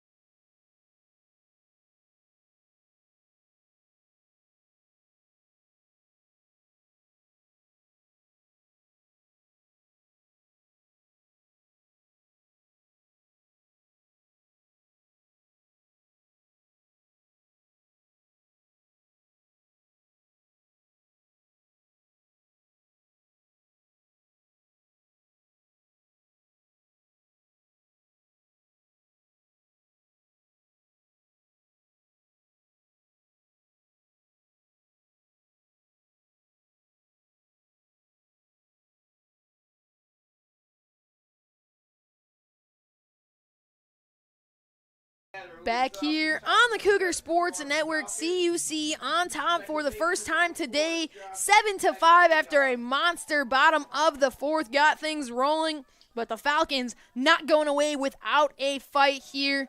Dylan Ferraro still dishing for the Cougars. Meanwhile, Aganiga at the plate here for the Falcons. He's 1 for 2 at the plate today.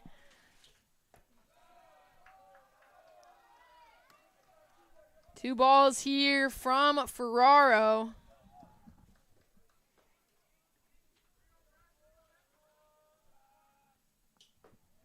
This one makes its way downtown for strike number 1.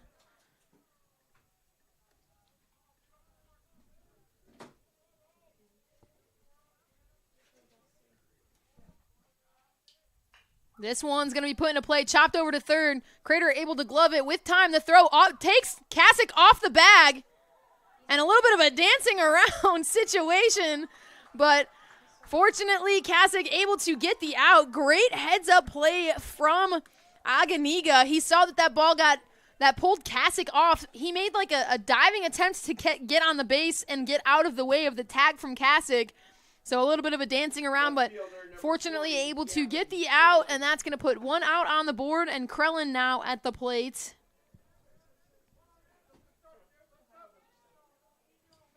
Falcons coming off of a 2-game loss against St. Norbert on Tuesday. Fell in Game 1 against the Green Knights 4-3, and fell in Game 2 in extra innings 1-0. So a lot of fight from the Falcons here, as we've seen so far today, but struggling to stay consistent across the NAC. Sitting at 11-11 in the NAC. Krellin's going to hit this one deep into right field. Almost near the warning track is Doors to be able to collect it for out number 2. A quick 2 outs here. Dylan Ferraro not asking questions. He's just handling business on the bump. And that's going to put Leslin now at the plate for CUW.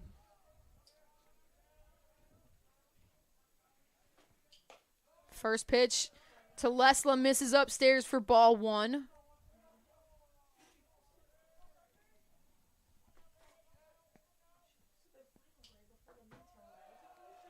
This one misses in the dirt for ball 2.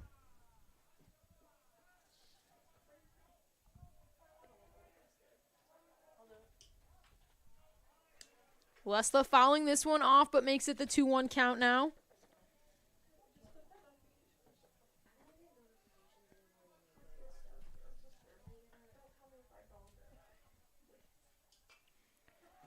Lesla looked like he wanted to check his swing, wasn't too confident on that pitch, but a bit too late. He catches a piece of it, and that's going to level this at 2 apiece. 2 balls, 2 strikes, 2 outs here in the top of the 5th. Game 1 of today's doubleheader between the Battle of the Concordias, CUC and CUW both finishing out. NAC play here as that ball is going to be bounced off of Brandon Mahler's foot, I believe. Mahler taking a bit of a beating behind home plate today. But getting right back into position here. Still the 2-2 count.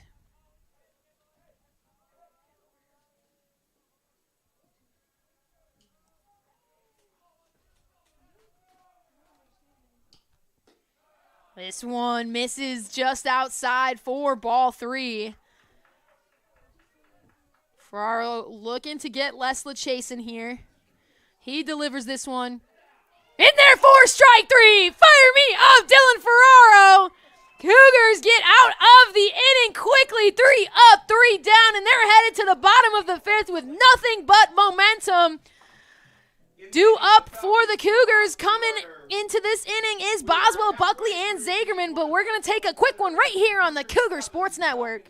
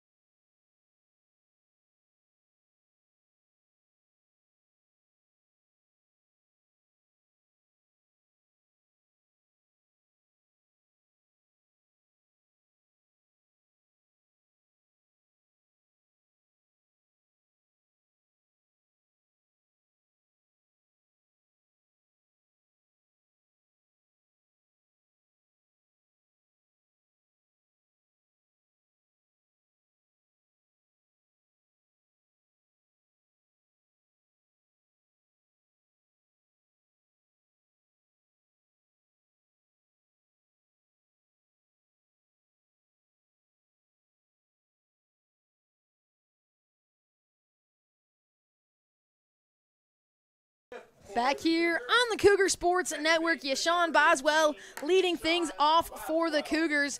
Chris Rooney still dishing on the mound for the Falcons, but CUC has a lot of momentum here. 7-5 lead, putting a 0 on the board for the Falcons in the top half of the inning. So pretty much everything that you're hoping for right now. Rooney delivers this one well away for ball 1. Some scores around the NAC here today.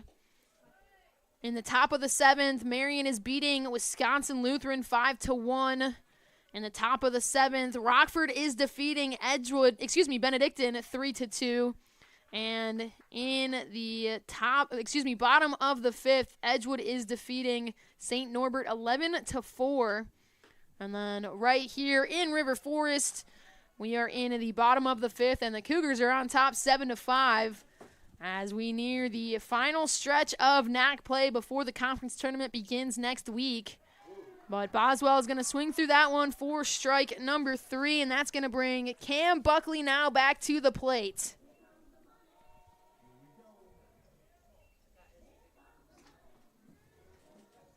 Left fielder number 15, Cam Buckley. Buckley 1 for 2 at the plate here today.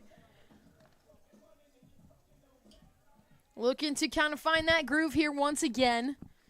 Rooney delivers pitch number 1.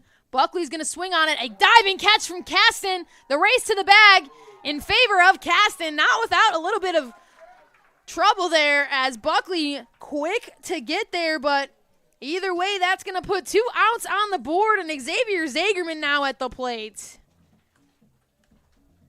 A great grab from Graham Caston to keep that ball from going into the outfield and then get up from the dirt and make the run to the base himself. And Zagerman's going to swing at the first pitch he sees low and away for strike number 1.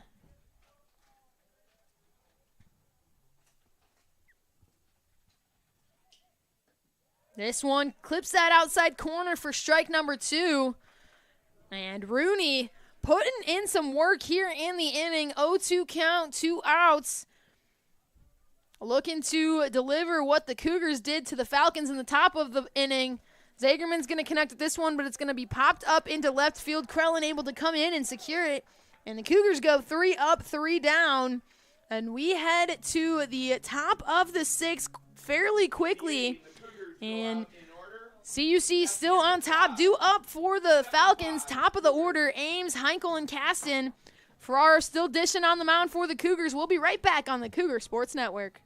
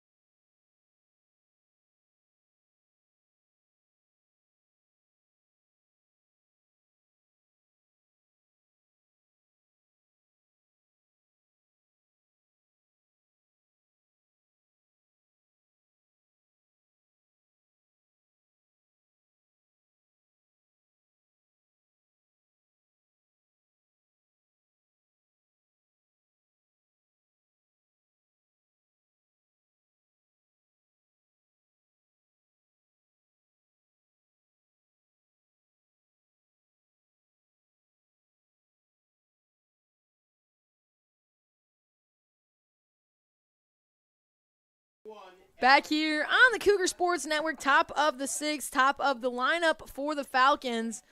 Alex Ames now at the plate. He's 1 for 2 on the day. Coming off of a quick 5th inning. 3 up, 3 down on both sides. The first completely scoreless inning we've seen all day today. And Ferraro delivers ball number 1 to Ames. This one misses just outside as well, makes it 2-0.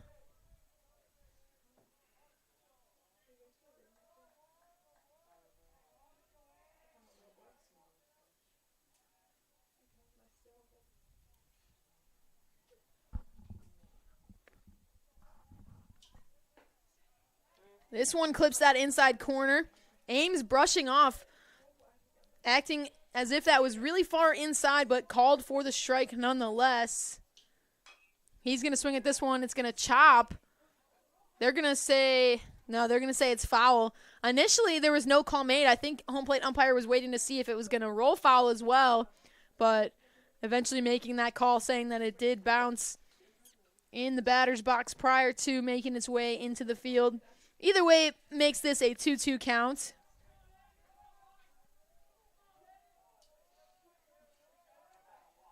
Last year, these two teams split in their final matchup of the year.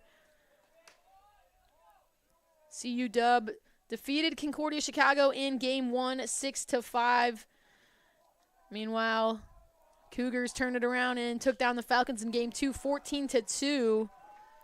But quickly here, Ferraro's going to pick up his first walk of the day, send to Ames to first. And Heinkel now at the plate for the Falcons. Designated hitter number 44, Luke Heinkel. Wind blowing in a little bit here at the Thunderdome. Little bit of sunshine that we saw starting to slip away as Heinkel's going to connect with the first pitch he sees. That's going to make its way into the outfield.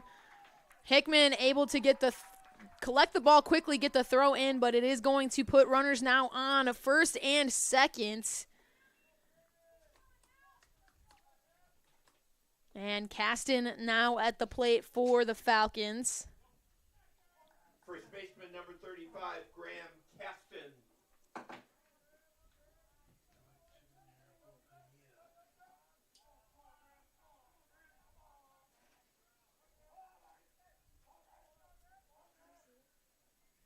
Ferraro delivers this first pitch in there for strike number 1. Historically, between these two teams, CUC has been fairly dominant overall. CUC 41 wins to the Falcons, 17 wins in their matchups. As I mentioned last season, these two teams split, but Concordia Chicago seeing a bit of a win streak against the Falcons.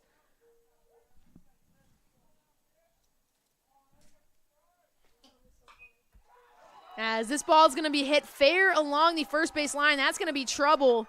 Going all the way, Doer's throwing his hands up. That's going to be out of play, so it's going to be a ground rule double for Caston. That's going to send Heinkel back to third base. An unfortunate situation, but ultimately a little bit fortunate for the Cougars, as that ball rolling out of play just allowed for that to limit the runs that we're going to score in that situation.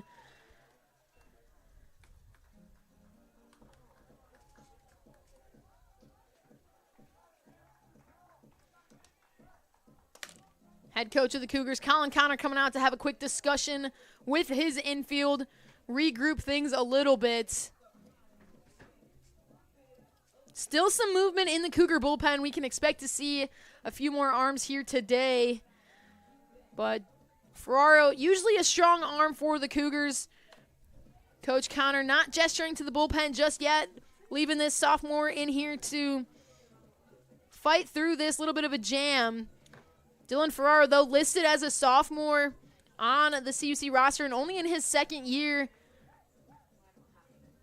as in the maroon and gold. Ferraro actually did graduate with his undergraduate degree yesterday and will continue his studies here in the master's program with CUC. Runners now on second and third. And Ferraro delivering strike number 1 to Lash.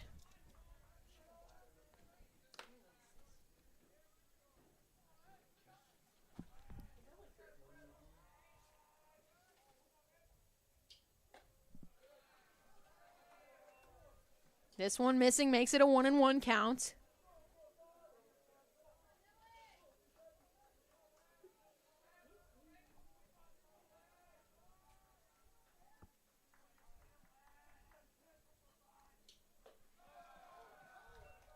Two-one count here for Lash.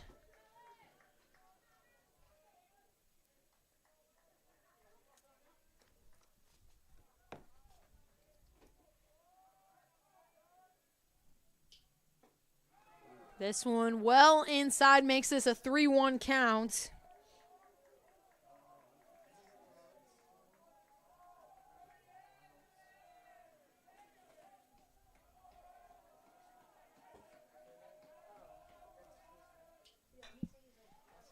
This one's going to be connected on. Dorsch coming in, tracking it. He's going to call everybody off. He loses it. Hickman able to call him off and secure the throw. Bouncing around a little bit of chaos in the outfield, and then the throw coming in, a little bit of chaos in the infield, but it's going to hold the base runners where they're at. Eli Hickman coming in, seeing Dorsch losing that ball a little bit, and he's able to collect that for the out. And that's going to put Cleveland at the plate. Right fielder number 16, Brendan Cleveland.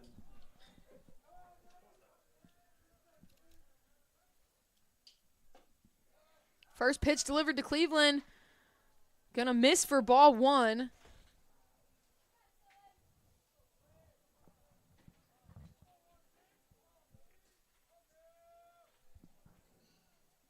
This one's going to be connected on. That's going to be a little bit of trouble. Tracking it is Buckley coming in to secure it. The throw is not going to be in time. So it will be a sac fly for Cleveland, and that's going to tie this game right back up. Caston's going to hold at second. Heinkel will score. And once again, a brand new ball game here in River Forest. Cougars double checking to make sure that Heinkel tagged up appropriately. Ferraro throwing back over to Crater, being called safe nonetheless. So 7's on the scoreboard for both teams. Ferraro stepping off, resetting the pitch clock. Miller now at the plate for the Falcons. And he's going to get Miller swinging through the first pitch for the 0-1 count.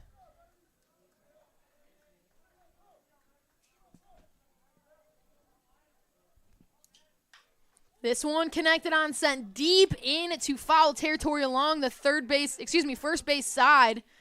Bouncing off of the CUC Chapel building.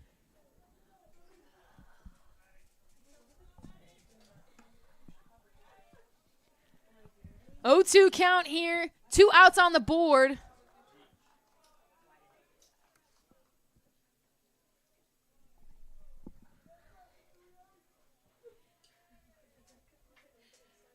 Battle of the Concordias, and we've seen it be a back-and-forth game all day today. Falcons took an early lead in the top of the first. They put 1 run up and left the Cougars trailing from the start before tacking on 2 more runs in the top of the second. CUC struggling to combat that a little bit. Didn't tie the game back up until a 2-run homer, as this ball is going to get past Xavier Zagerman, and that's going to allow Caston to score, and the Falcons are going to take the lead once again. 8-7 here. 2 outs on the board.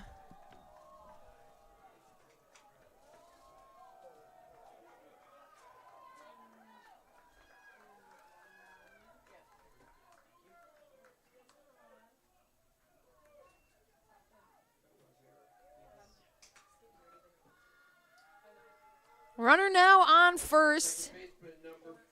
Agania at the plate.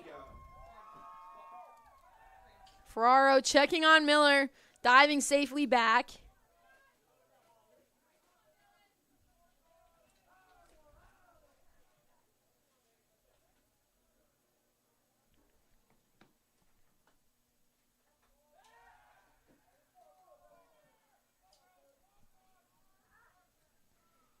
As I was saying before that hit, it's been such a back and forth game between these two teams. We've seen the game be tied up twice. Falcons now breaking ahead once again, leading 8-7 here in the top of the sixth. But it's been such a back and forth game and a series of runs. We've seen the Cougar hitters get hot and go on a little bit of a burst here, and Ferraro able to overcome that on the mound. And then we've seen it on the flip side. We've seen the Falcons get hot once again, as we've seen with them putting up 3 runs in the top half of this inning, still with 2 outs on the board. Looking at the matchup here, I mean, the Falcons 8 runs on 9 hits, the Cougars 7 runs on 10 hits, so a fairly even game here as Aganiga fouls this one off, makes this a 1-1 count.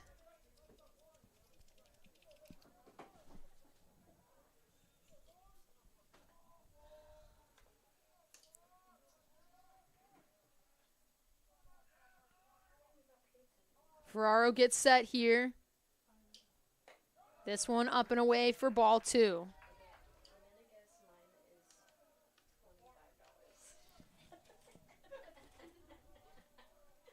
$2-1 count now.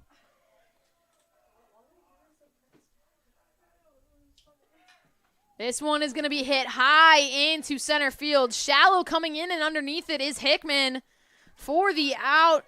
That's going to do it for the inning, but the Falcons are going to be able to tack some runs up. They're going to put 3 runs in the inning and steal the lead back once again. CUC heading to the bottom of the 6th, trailing. We'll be right back on the Cougar Sports Network.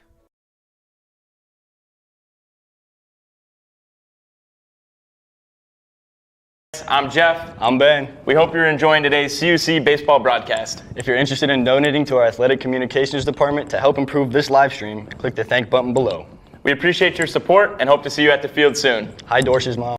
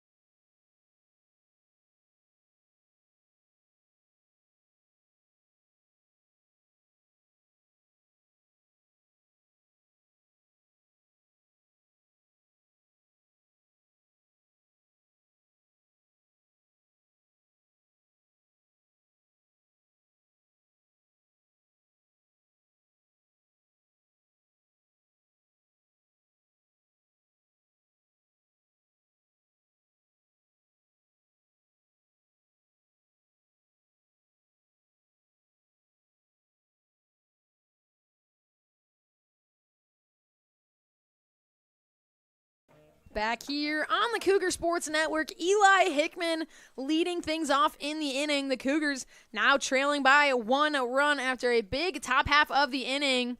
Put the Falcons up 8-7. Hickman fouls off the first pitch he sees. Rooney still dishing on the bump for the Falcons. He's thrown 22 pitches so far today. As this one misses outside, makes this a 1-1 count. Hickman 1 for 2 at the plate today. His last at-bat, he had a bunt that rolled along the first base line. Rooney couldn't quite get it out of his glove in time, and Hickman's speed on the bases was able to get him safely to first. Now sitting with a 2-1 count. Fouls this one off, levels it at 2-2.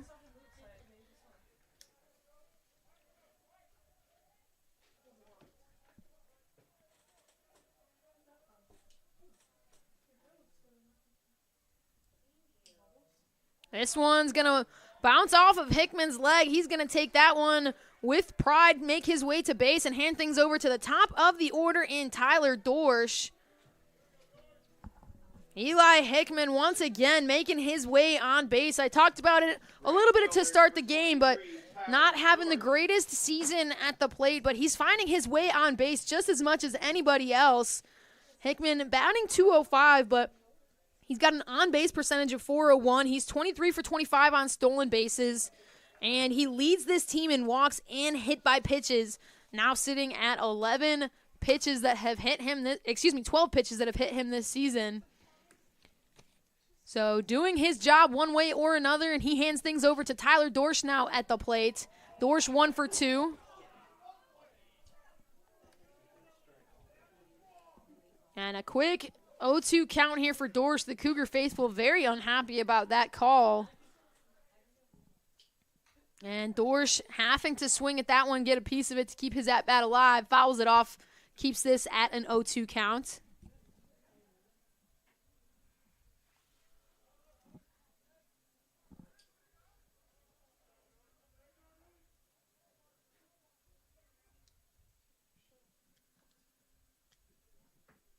Rooney checking on Hickman over at first. Not making the throw over, so Hickman just calmly stepping back on the base. But again, I mentioned it, Hickman leads this team in stolen bases, both successful and attempted. He's 23 for 25 on stolen bases coming into today. So not surprising to see Rooney checking on him consistently. And Hickman is going to take off. That ball is going to be inside the throw, well up, gets away. Hickman looking at it, but able to successfully chase it and get there was Aganiga to prevent Hickman from taking any extra bases. Dorsch sitting with the 1-2 count now. Eli Hickman now 24 for 26 on stolen bases. As this one is going to be swung through from Tyler Dorsch, reaching a little bit on it, trying to make sure he doesn't get called for a looking strike. Instead, he's going to take it for a swinging strike, and that's going to put Michael Kasich now at the plate with 1 out on the board. Kasich 2 for 3 here, but we are going to see a potential pitching change here as we are going to see a pitching change here. This is going to do it for Rooney on the day. So taking a look at his final stat line, Chris Rooney, 32 total pitches thrown here.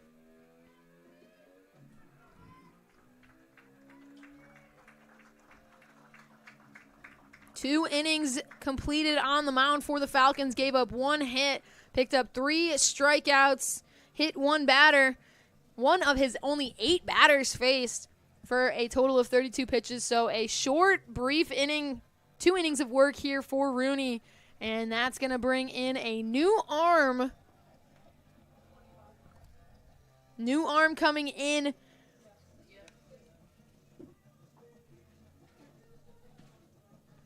Appears to be number 25, Nikolai Naraki, Jr. out of New Lenox, Illinois.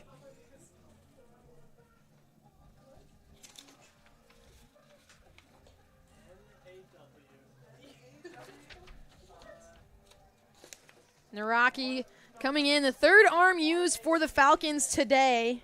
Your attention, please. Now pitching for the Falcons. Coming into today, he's got an 11.37 ERA. He's making his 9th appearance on the season. 6 1/3 innings pitched this year, giving up 11 hits, picking up 5 strikeouts in the process. A .407 batting average against him. So the Cougars looking to capitalize here. And the Falcons looking to limit the damage here.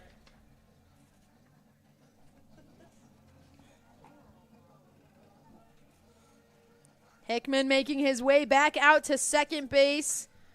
Kasich will be at the plate.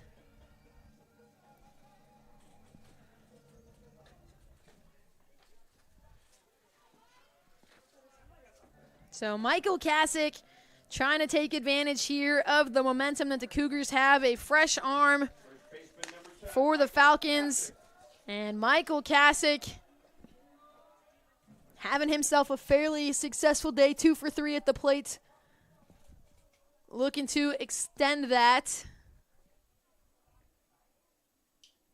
First pitch delivered. That's going to be cracked off the bat of Kasich, but coming in to collect it is Krellin for out number 2.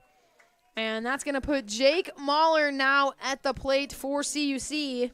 Mahler, again, having a great day with the Cougars, having a great season with the Cougars. He's leading this team with a .366 batting average. He's got a 2-run homer under his belt already on the day. And 2 outs on the board to keep this rally going. First pitch to Mahler, inside for ball 1.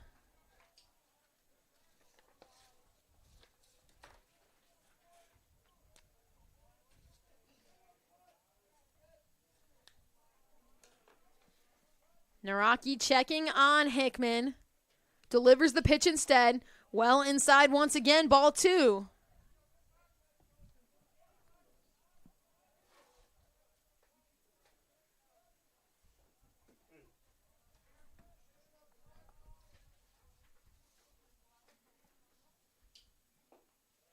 This one is going to catch that inside corner. Mahler unhappy with that call, shaking his head saying no.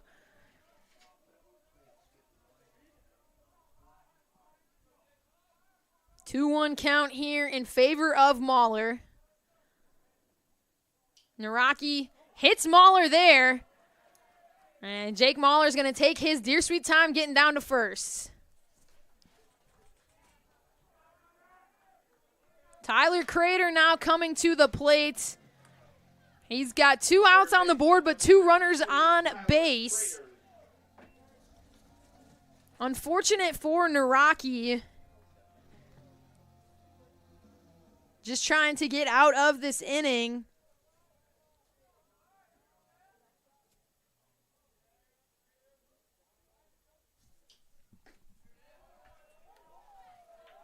Crater lets that one go by for strike number 1.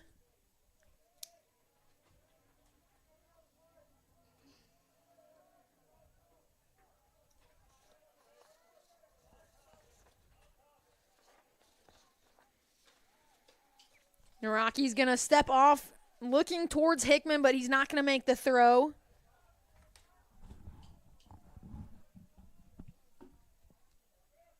Oh, 1 count here for Crater. He delivers this one, misses low and away for ball 1.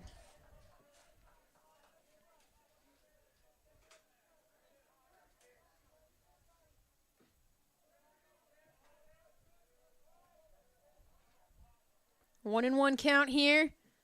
The delivery inside for ball 2.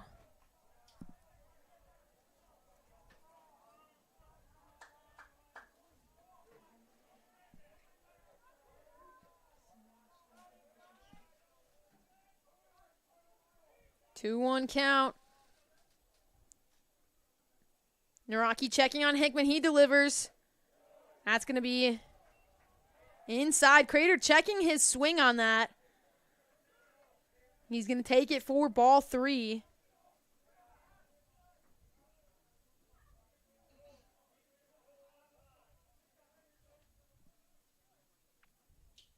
This one's going to be connected on. It's going to be hit high and shallow into right field. Cleveland coming in and underneath it.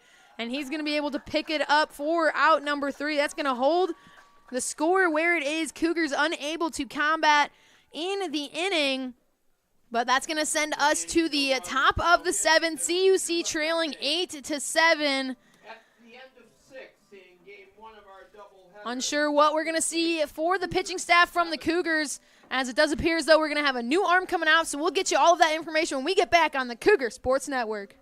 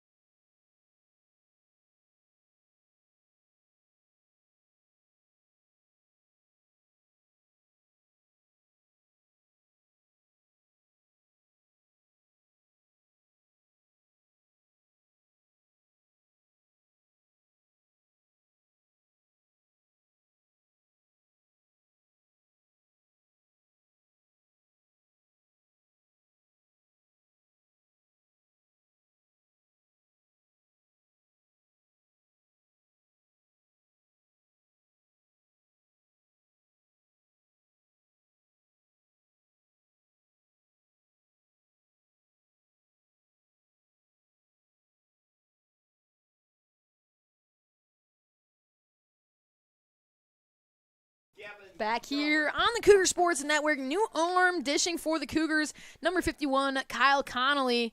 First pitch he delivers well inside to Krellin for ball number 1. Taking a look at the final stat line for Dylan Ferraro. 2 1/3 innings pitched, gave up 2 hits, 3 runs, 1 walk, 1 strikeout in his 11 batters faced. He threw a total of 42 pitches. So he's handing things off to Kyle Connolly, who's quickly put 2 strikes up on the board here. 1-2 count for Krellin. Connolly making his 13th appearance of the season. He's got 18 strikeouts on the year. Held his opponents to a .275 batting average against him in his 12 2/3 innings pitched this season. As Krellin connects with this one, a little bit of trouble. It's going to get down in right center. Tracking it was Dorsch and Hickman, but it is going to put a runner on base early in the inning.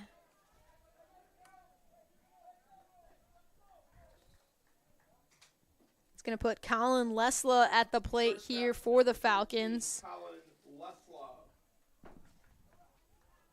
Lesla 1 for 3 at the plate today. He's batting .306 on the season. As he's going to take that one for strike number 1.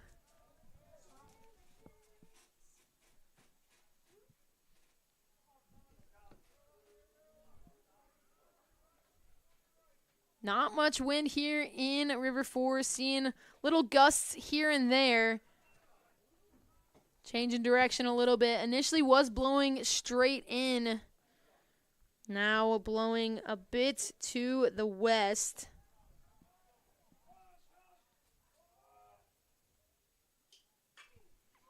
This one's connected on. Kasik's going to step. Can they turn 2? They can't. Zagerman dropping that ball. Kasich able to get the out at first with ease. And that's going to put the top of the order up for the Falcons, excuse me. Krellin safely over at second.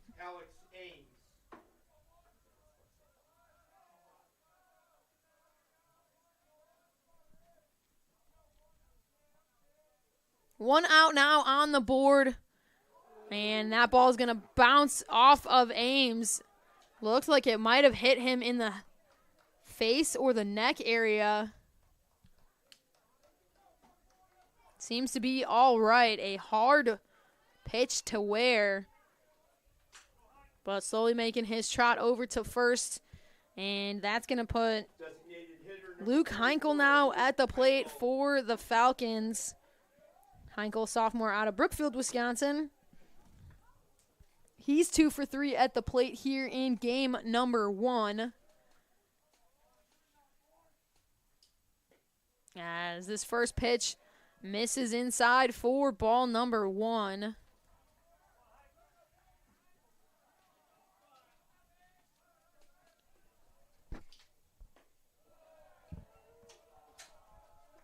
Quick 2-0 count here in favor of Heinkel.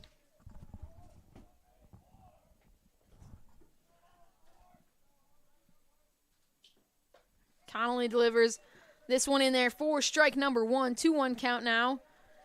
Runners on first and second. The Falcons on top 8-7 after they were able to put 3 runs up in the top of the 6th. Kyle Connolly doing what he needs to do to prevent that lead from extending any further. And he does so by delivering a strike right there to Heinkel. Makes this a 2-2 count.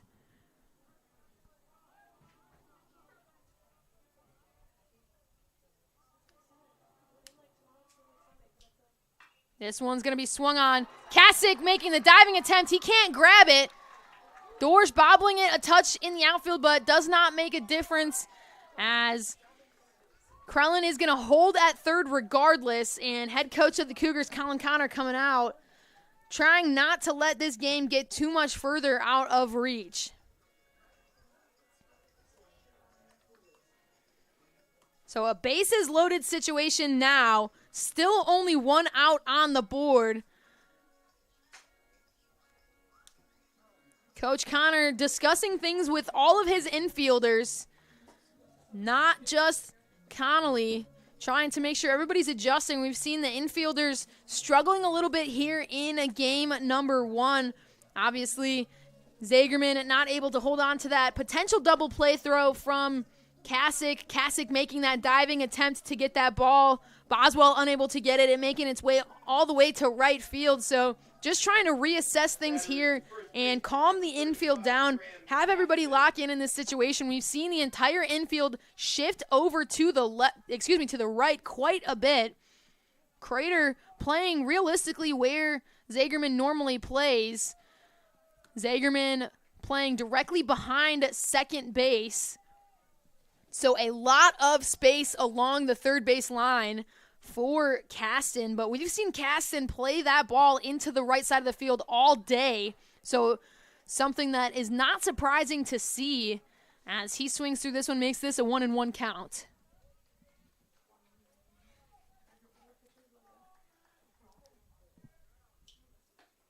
This one misses inside, makes it 2-1.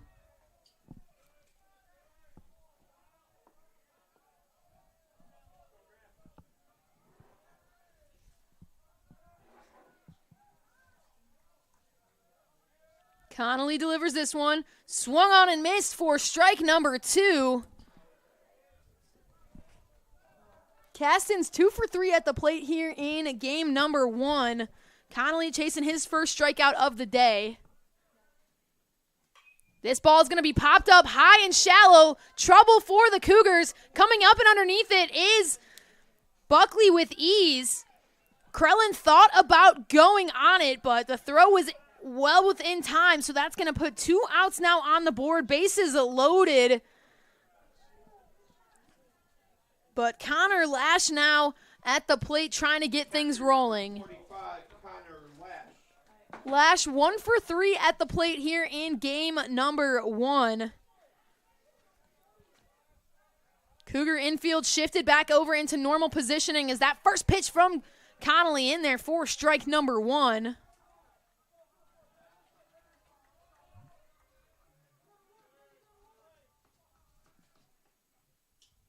This one swung on a miss for strike number 2. Connolly 1 pitch away from getting the Cougars out of this jam and holding this score where it is. The 0-2 in there for strike number 3. Kyle Connolly gets him looking, holds the Falcons with a bases loaded situation and hands things right back over to the Cougar hitters. Kyle Connolly doing what he needs to do on the mound and for a good reason. CUC heading to their half of the inning, trailing by 1. And due up for the Cougars is going to be Mahler, Boswell, and Buckley. We'll have that for you when we come back on the Cougar Sports Network.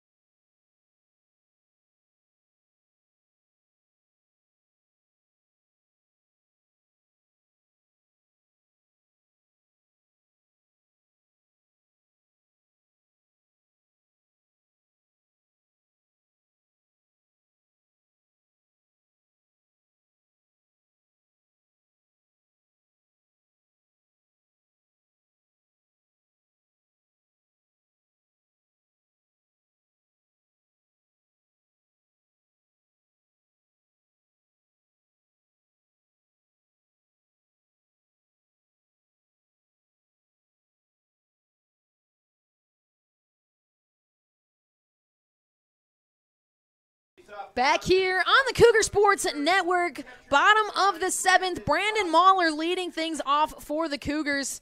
CUC trails by 1, looking to level things up here. It's been a back-and-forth game between these two Concordia teams, changing lead multiple times. We've seen the game tied for multiple innings, but the Falcons able to jump ahead in the top of the 6th after putting 3 runs up. And Mahler now sitting with the 2-0 count. Naraki still dishing on the bump for CUW. He delivers this one. That's going to be swung on and sent high into shallow left field. Coming up and underneath it is Krellin for out number 1. And that's going to bring Yashawn Boswell to the plate.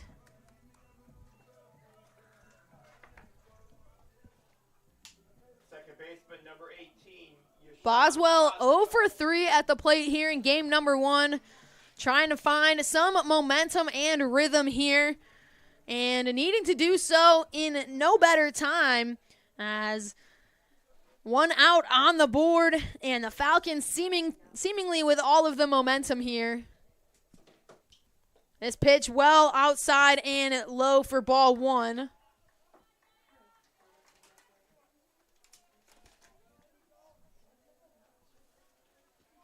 One 0 count here in favor of Boswell. This one's going to be swung on. Trouble for the Falcons. That's going to drop just foul. A really good spot. Had that stayed fair.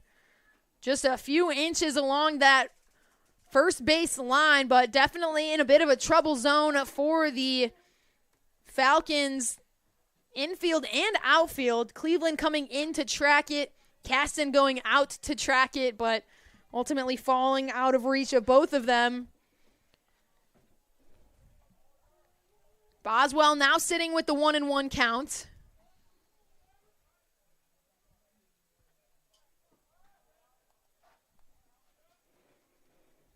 Naraki delivers this one.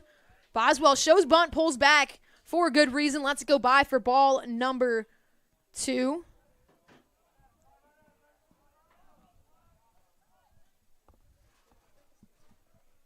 Two-one count here.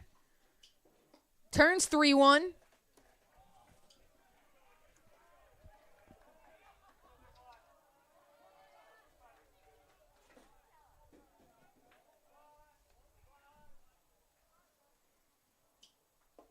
This one catches that inside corner for strike number 2. Fills this count 3-2.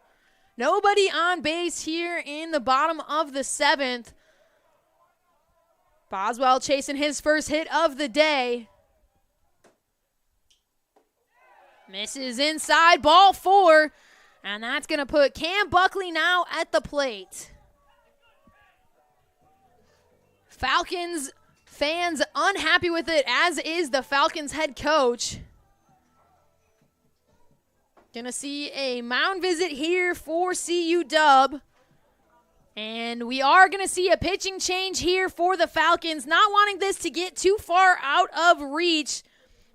Gonna see this pitching change come in. So while we get the final stat line for Naraki and all the info you need on this new pitcher, we're gonna take a quick break here on the Cougar Sports Network.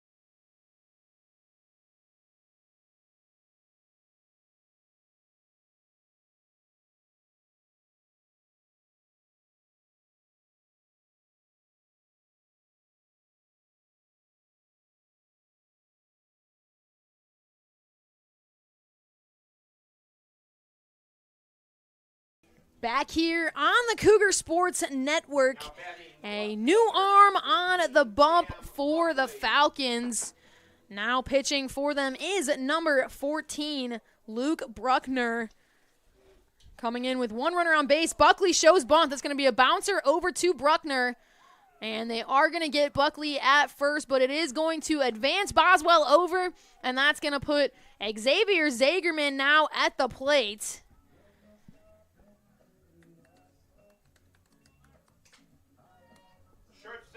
Two outs now on the board.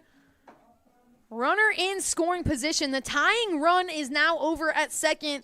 Zagerman represents the go-ahead run for the Cougars, but needing to get there as Bruckner doing his job on the mound to hold the Cougars off. He delivers this pitch outside for ball one.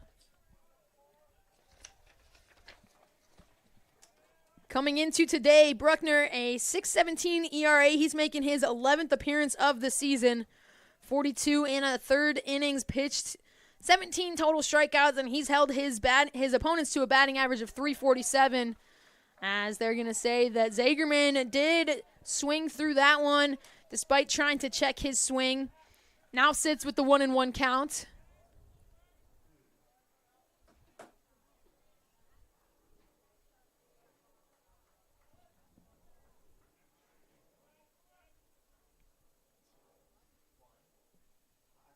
Bruckner delivers this one in there for strike number 2. Pitch clock was winding down.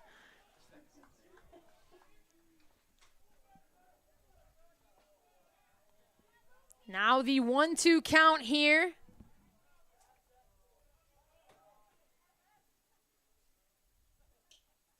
And Zagerman's going to swing through that one for strike number 3. That's going to do it in the inning. CUC having the tying run on base but cannot capitalize on it, so we're going to head to the top of the 8th. CUC still trailing by 1. We'll have everything you need coming into the inning right here on the Cougar Sports Network.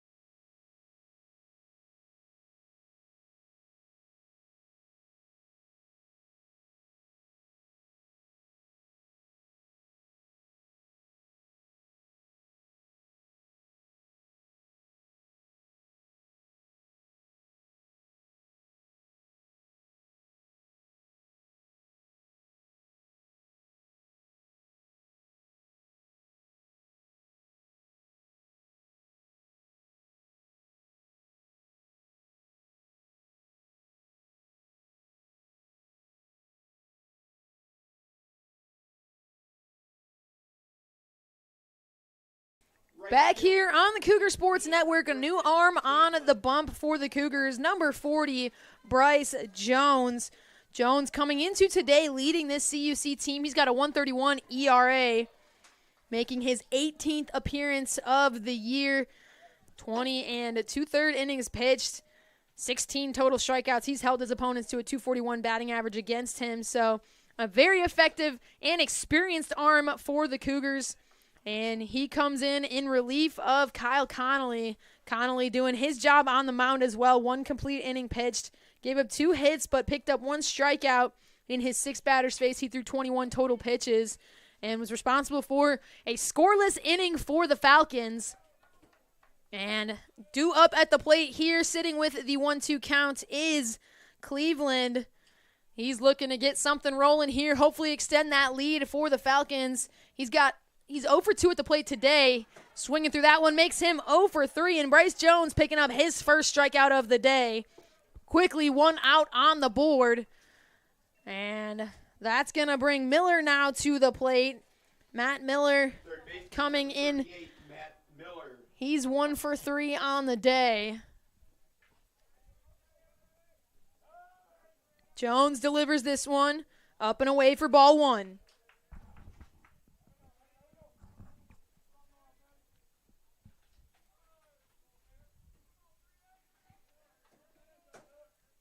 One 0 count here. This one's going to be swung on, sent foul. Make this a 1-1 count. 1 ball, 1 strike, 1 out.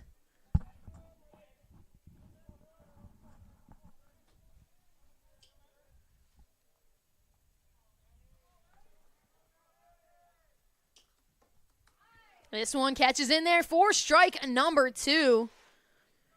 I talked about it a little bit during the last game that we saw Bryce Jones, that overall just the experience that Jones can bring from the mound has been extremely beneficial. And they're going to say that Miller did not swing through that one, appealing to the field umpire. It's going to make it a 2-2 count, but Bryce Jones really coming in. As I mentioned, this is his 18th appearance on the season.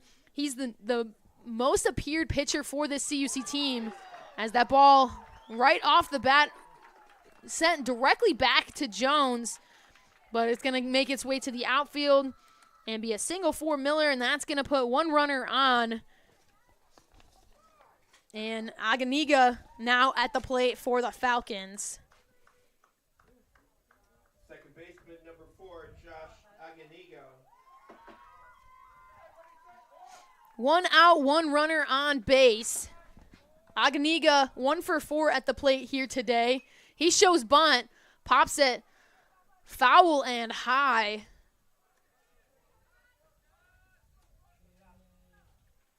Some final scores from around the conference already today. Marion defeating Wisconsin Lutheran in Game 1, 6-2.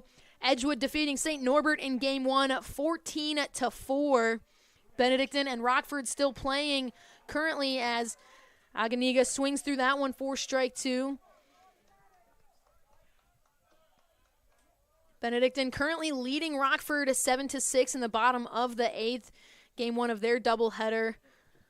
Aurora scheduled to play a non-conference doubleheader later this afternoon. Meanwhile, rounding things out, MSOE Lakeland scheduled for later doubleheaders today, 3 and 6 p.m., and Illinois Tech and Dominican scheduled for a 4 and 7 p.m. game. So lots of action happening here as the 0-2 count here still sits, as this one now popped up high. Kasich tracking it all the way over to the Cougar dugout, coming back, and he's able to glove it for the outs. Miller still holding where he is, and that's going to put 2 outs on the board quickly. Krellin now at the plate for the Falcons. Left fielder number 40, Gavin Krellin.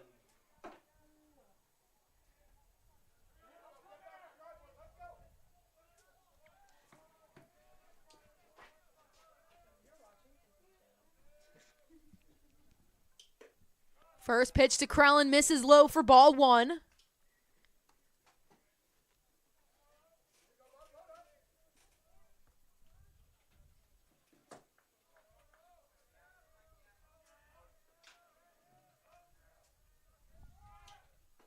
Swinging through that one for the strike. Miller is going to take off regardless, no throw down. So that's going to make this a 1-1 count, runner now on second. With the final results of those first couple games in the NAC played, it does allow Concordia, Wisconsin to officially clinch the NAC tournament. They take that 8th spot. So the teams are set for the NAC tournament. The seeding is still to be determined, dependent on the rest of the results here today. CUC still fighting for one of those top 2 spots. looking for a bye, as very possible with a split here today. Krellin fouling that one off, keeping his at-bat alive.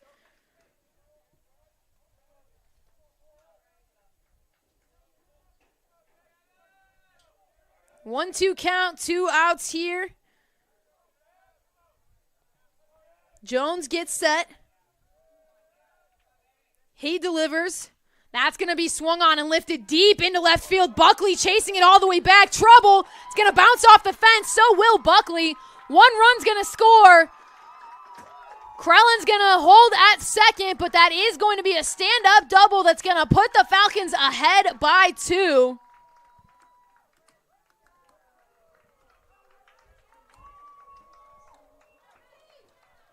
Not what you were looking for here for this Cougar squad. Buckley coming in and tracking it for a second, and that ball just lifted deep into the outfield. And that's going to bring our score to 9-7 here in the top of the 8th. 2 outs. Lesla now at the plate. He swings through the first pitch he sees. Lesla 1 for 4 at the plate today.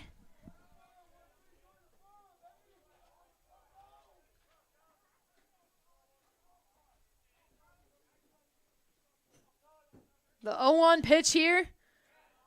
Misses upstairs for ball 1.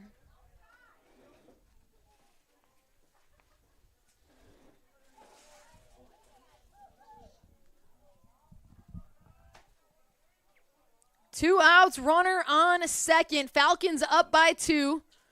Jones delivers this one. It's going to catch that inside corner for strike number 2.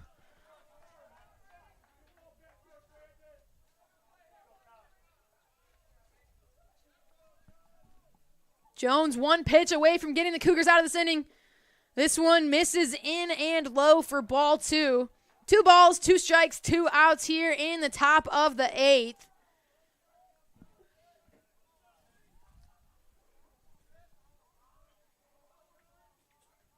Lesla trying to keep the Falcons alive in this inning.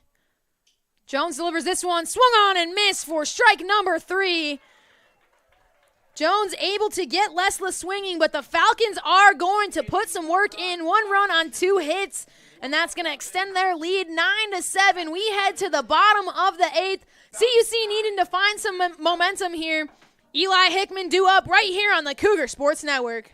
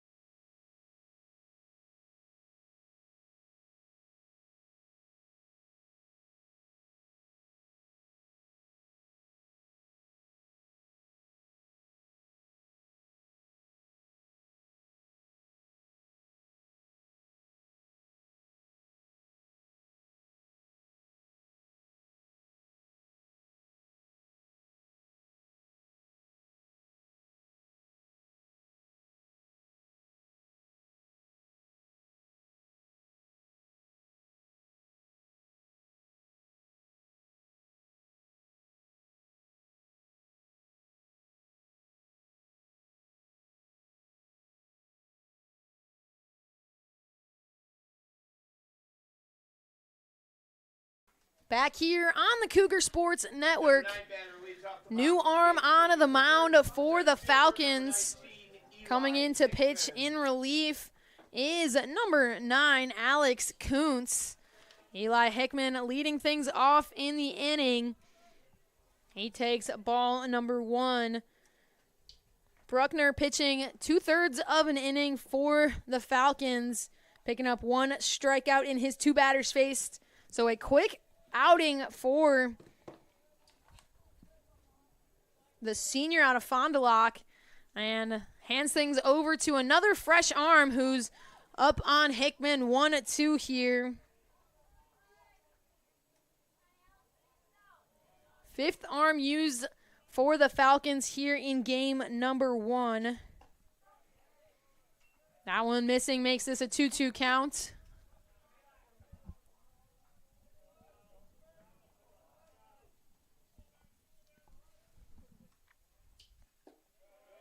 This one misses low and away for ball 3.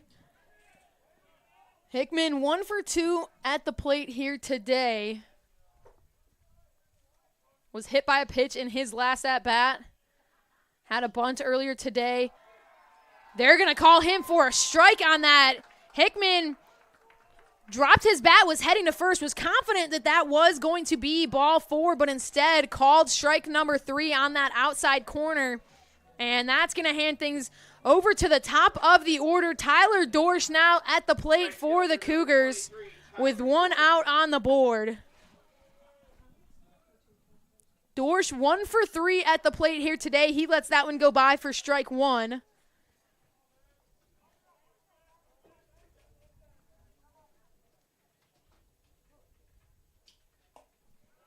This one in there for strike 2. Dorsch quickly faced with an 0-2 count.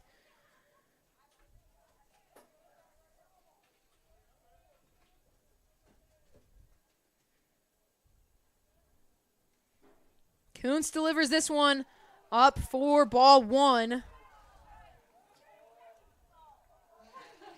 Falcons fans unhappy with that call. A little bit of inconsistency from the umpire. We've heard both sides, both fan bases yelling and unhappy as this ball is going to be hit out of play behind the Falcons dugout. 1-2 count here for Dorsch.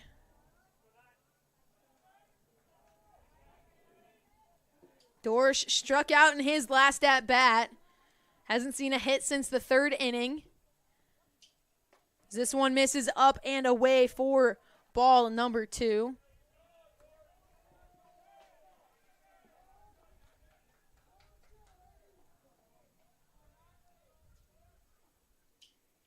Dorsch swinging on this one, sends it foul, keeping himself alive.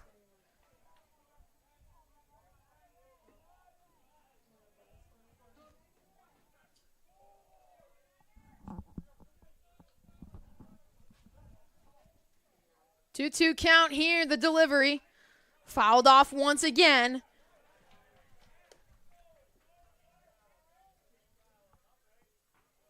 Seven pitches thrown in this at-bat for Dorsch.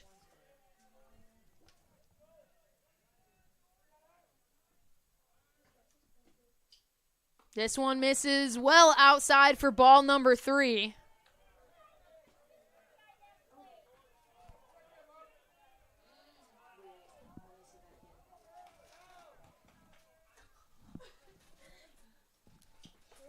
Dorsch swinging through that one for strike number 3.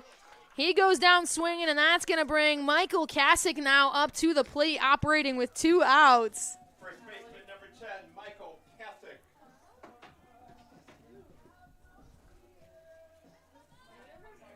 Cougars trailing by 2 here, needing to get something rolling here, but with 2 outs on the board, Michael Kasich at the plate.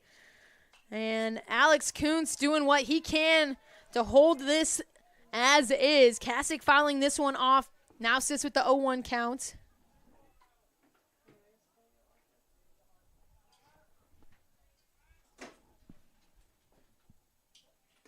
This one misses outside for ball number 1.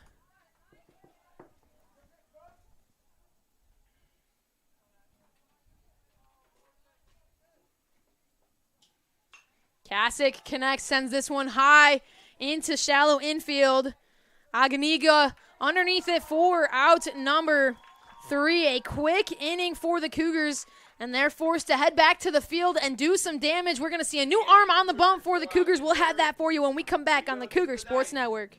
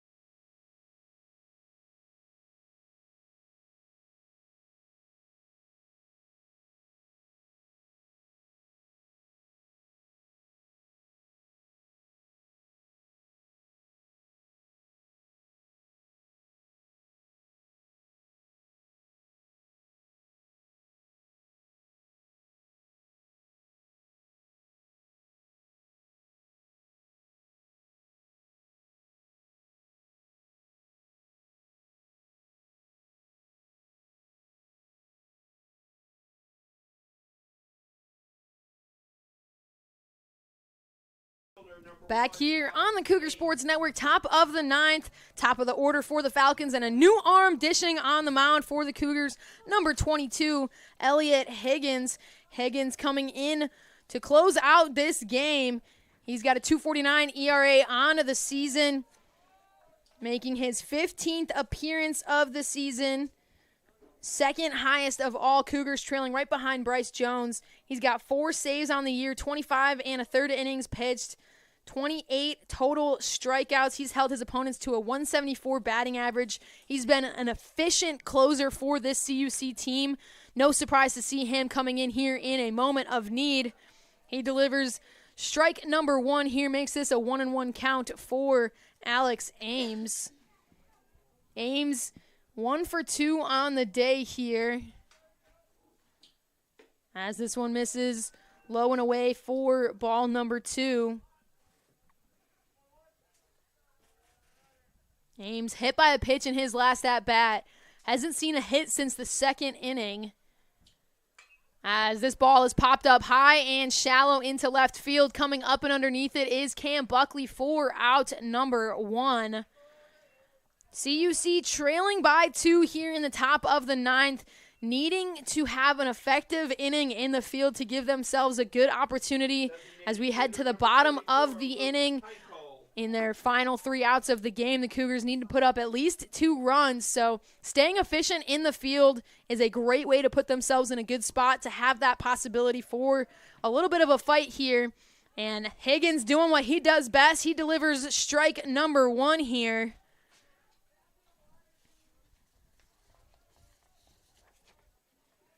Higgins, a junior from Park Ridge, Illinois, in his 3rd season with the Cougars.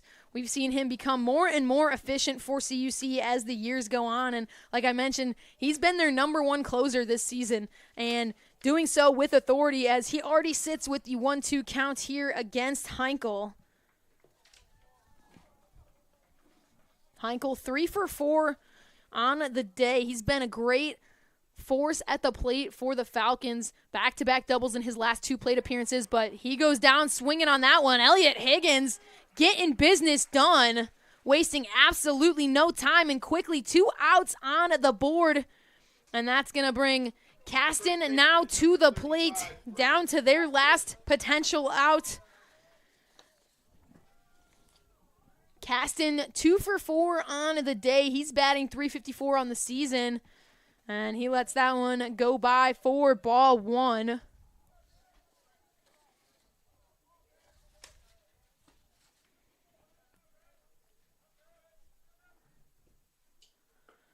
This one misses that outside corner, makes this ball 2.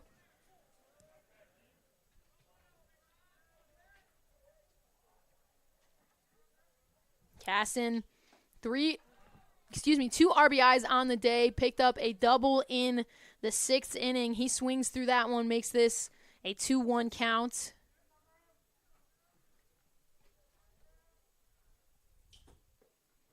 This one misses that inside corner. Caston thought about going, held off for a good reason, lets it go by for ball 3.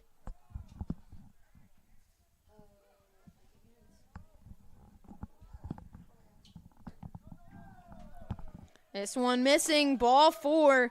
First walk of the day for Higgins. That's going to put a base runner on. Some unhappy fans hollering at the umpire. Catcher number 45, Connor Lash. Lash now at the plate for the Falcons. He's 1 for 4 here in the game. 2 outs on the board, runner over on first. Higgins trying to get out of this inning. He delivers pitch number 1 upstairs for ball 1.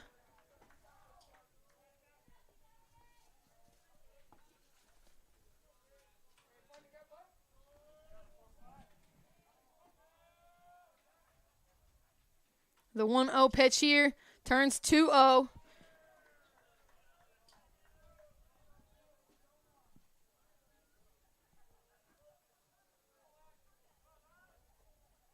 Thirteen pitches thrown so far in the inning for Higgins.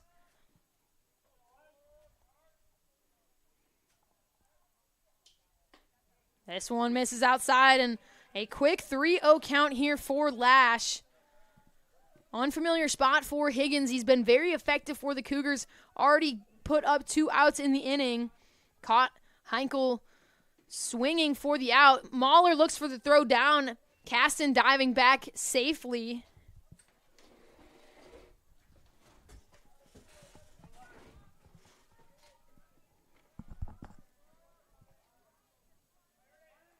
Three-one count here. Higgins delivers.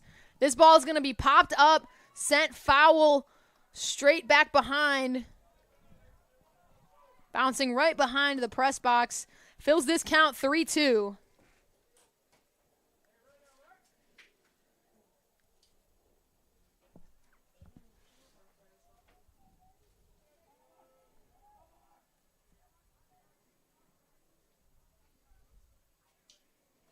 This one in the dirt. It's going to get past Mahler. Doesn't matter. Ball 4. That's going to move everybody over. 2 runners on now. Cleveland at the plate. Excuse me. We're going to see a pinch hitter here for the Falcons. Number 3, Jack Owens, senior from Chicago, Illinois, coming in to hit in place of Cleveland. Hitting for the right fielder, Cleveland, number 3, Jack Owens.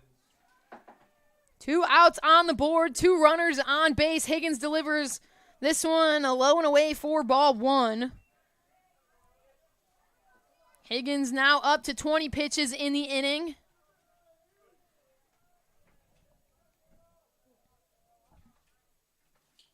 This ball is going to be connected on. Buckley tracking up and underneath it, and he's able to get the out and give the Cougars a good opportunity here, holding the Falcons scoreless in the inning despite some base runners. That's going to put the pressure on the CUC hitters as we head to the bottom of the 9th. Jake Mahler, Tyler Crater, Brandon Mahler due up. We'll be right back on the Cougar Sports Network.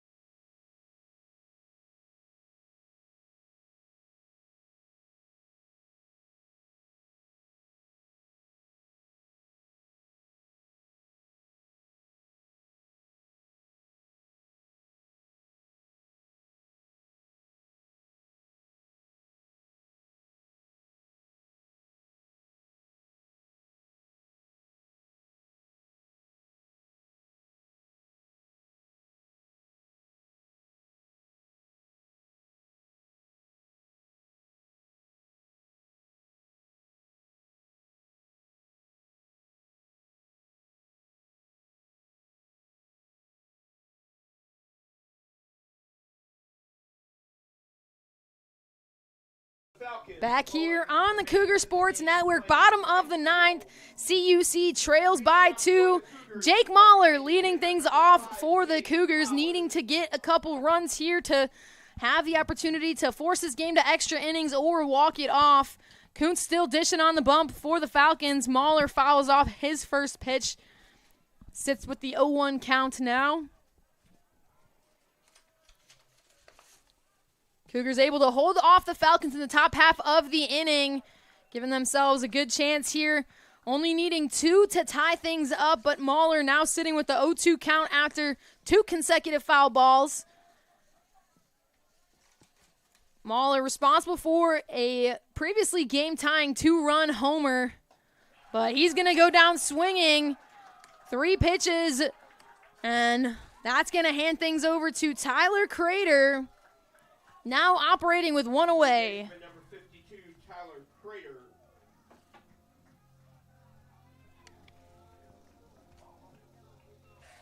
Crater 0 for 3 at the plate here in game number 1. No better time than right now to get your first hit. As he swings up at the first pitch, he sees, fouls it off.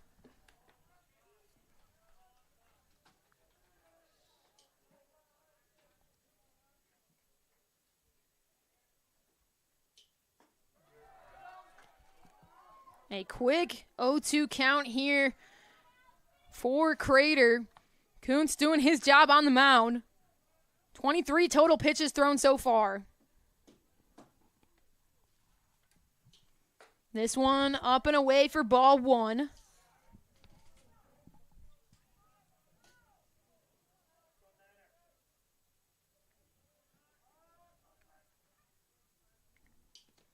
This one upstairs once again, ball 2.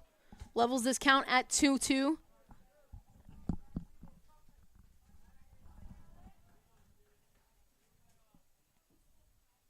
Kuntz delivers. Swung on and missed, strike 3 from Crater. Cougars down to their last out. Brandon Mahler, the guy at the plate.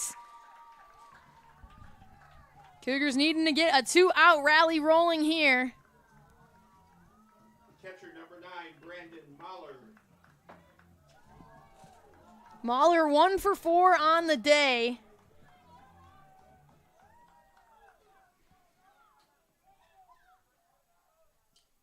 First pitch well inside. Mahler jumping out of the way to avoid getting hit on that one.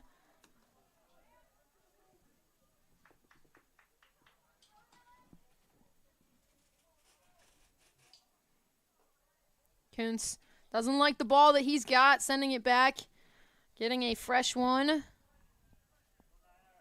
Mahler hasn't picked up a hit since the 3rd inning.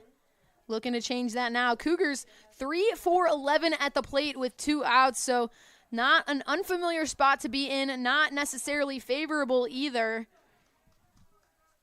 but showing that it's not an impossible feat, as that one is going to clip that inside corner for strike number 1.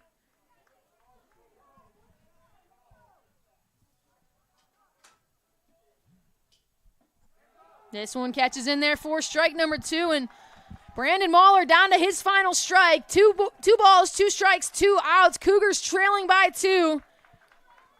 Kuntz can end the game with 1 pitch. He delivers. Mahler following it off, keeping himself alive.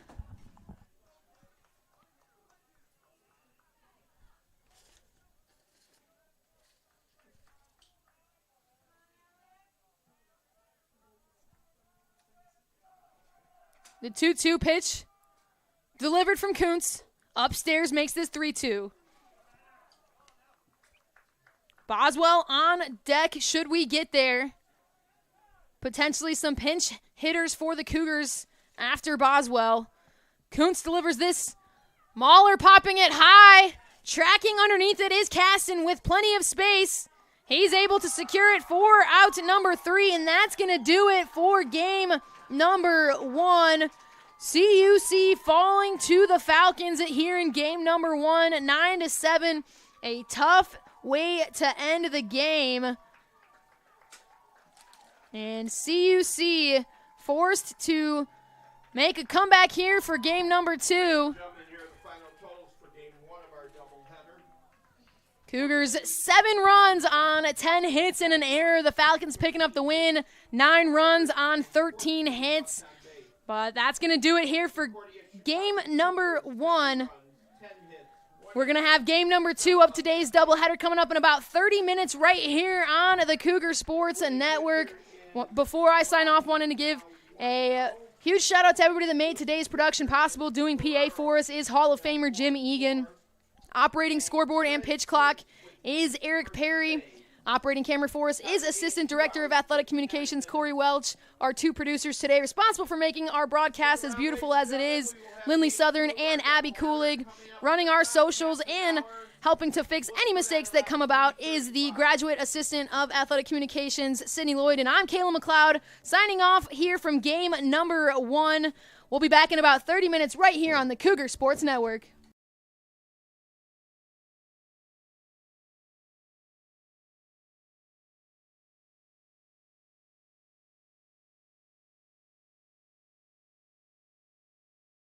Thank you so much for tuning in to today's Concordia University Chicago Cougars Athletics broadcast.